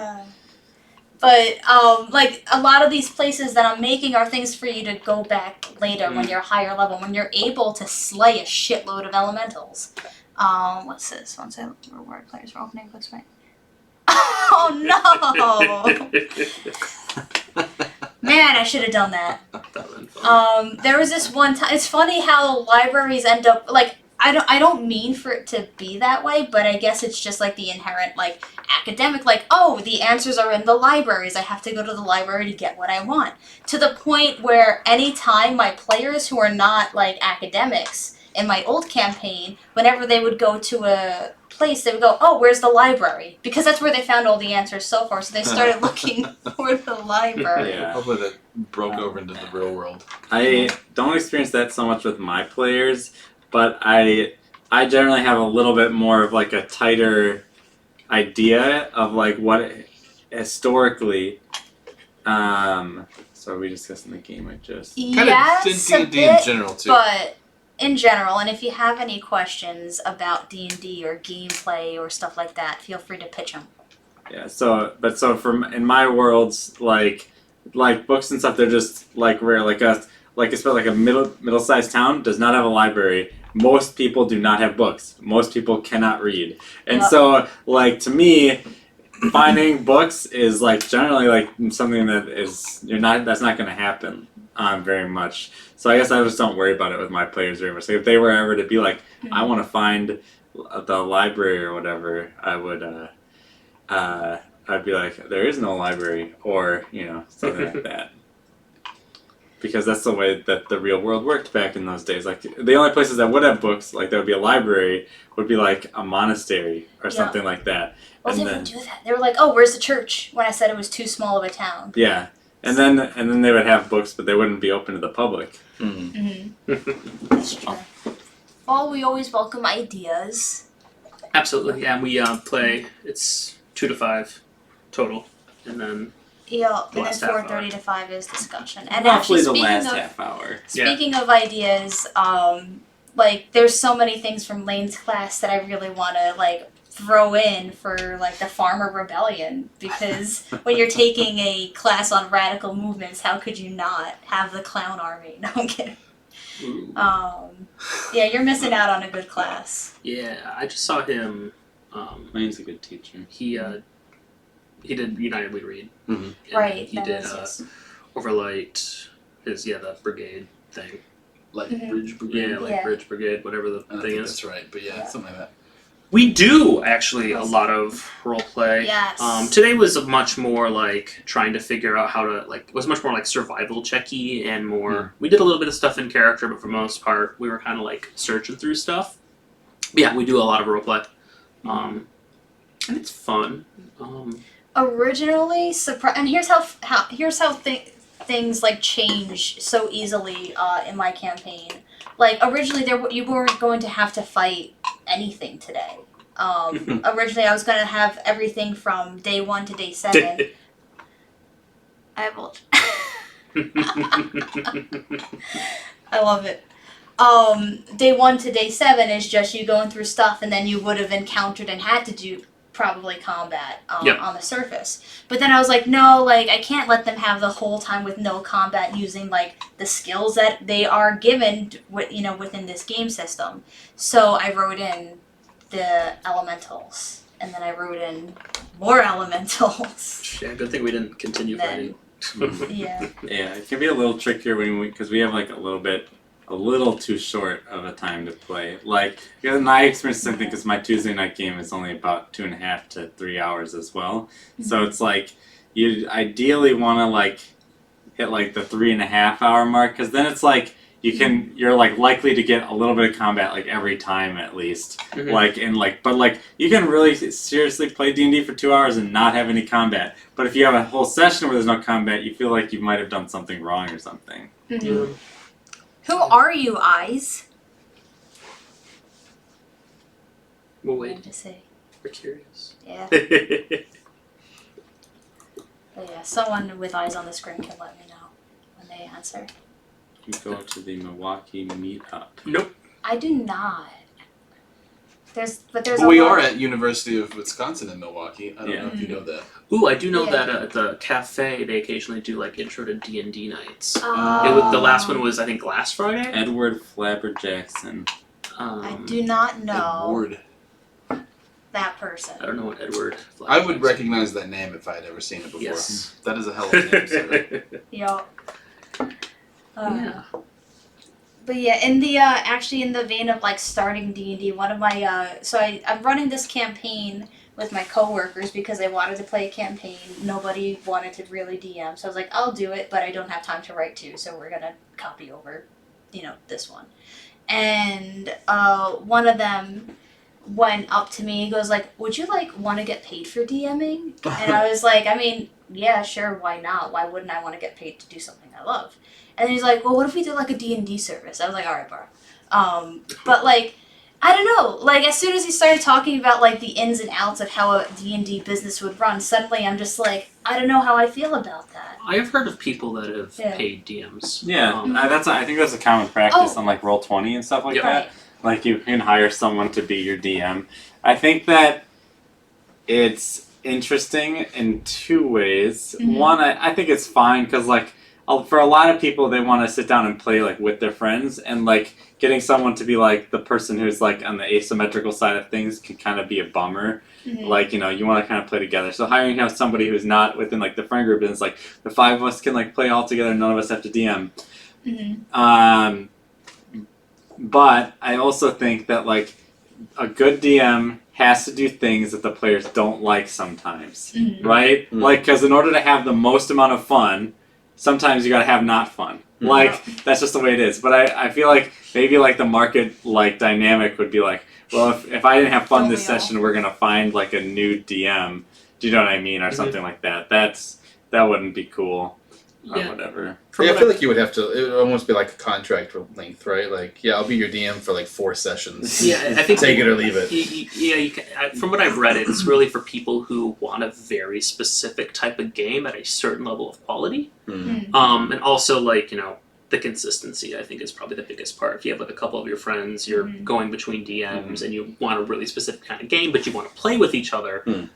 Contracting a DM is a way to do it, as long as everyone's okay with that. And like this is like a pretty minor thing, but like you guys know the game Gloomhaven. Yeah. It's like a board game, kind of like D&D inspired, but like that game costs like over $100. I went in with it with 3 other friends. So we play every week because we spent money, right? Like, and sometimes one of the biggest problems for people playing D&D is like not being able to figure out. But the moment you put down cash, like we're hired as DM, well then it's like I better go because I paid for this, right? And so that can change like your mentality towards it, because like that is like one of the biggest problems in the D&D community is like when are we going to get everyone together to play? And that is hard. Yeah. I think that's why a lot of people have moved towards like Roll20, Discord based online play. Gets people. It's easier to get people together. Yeah. I actually started DMing because like the DM that we had beforehand just like couldn't, commit to a weekly thing, and sometimes would have to cancel last minute. And then we were like, but we want to play, and so finally I'm just like, all right, I'll give it a shot. And it actually was rolling using modules so and creative from the Adventure Zone, which was Bless. And then I started using it with Trevor and Eric. So you're not allowed to listen to the Adventure Zone unless we officially put that one aside. I think that one is put aside, unfortunately. But I'm not ready. Also, for anybody who is interested in how Powered by the Apocalypse mechanics can work in D&D, the Adventure Zone has an entire arc that's dedicated to doing that. It's I would say it's has Lost mixed Century. the Lost Century has a mixed reception, I would say, but it did have some really nice moments that I think if anyone's interested in that kind of system working inside a D&D primary game, something to go check out. Also, the Adventure Zone in and of itself is a really phenomenal podcast to listen to. I highly recommend it. Because certain things in D&D just take so long. Like the Lost Century would take a fucking century if they had done that. So they would still be, Loop would still be here. But anyway, pre-lost, pre-found again. Anyway. We have 2 minutes left? Yeah, so I guess wrapping up, closing thoughts, any questions out comments? there in the Twitterverse? Sorry, not Twitter, the Twitchverse, I should say. Before we depart.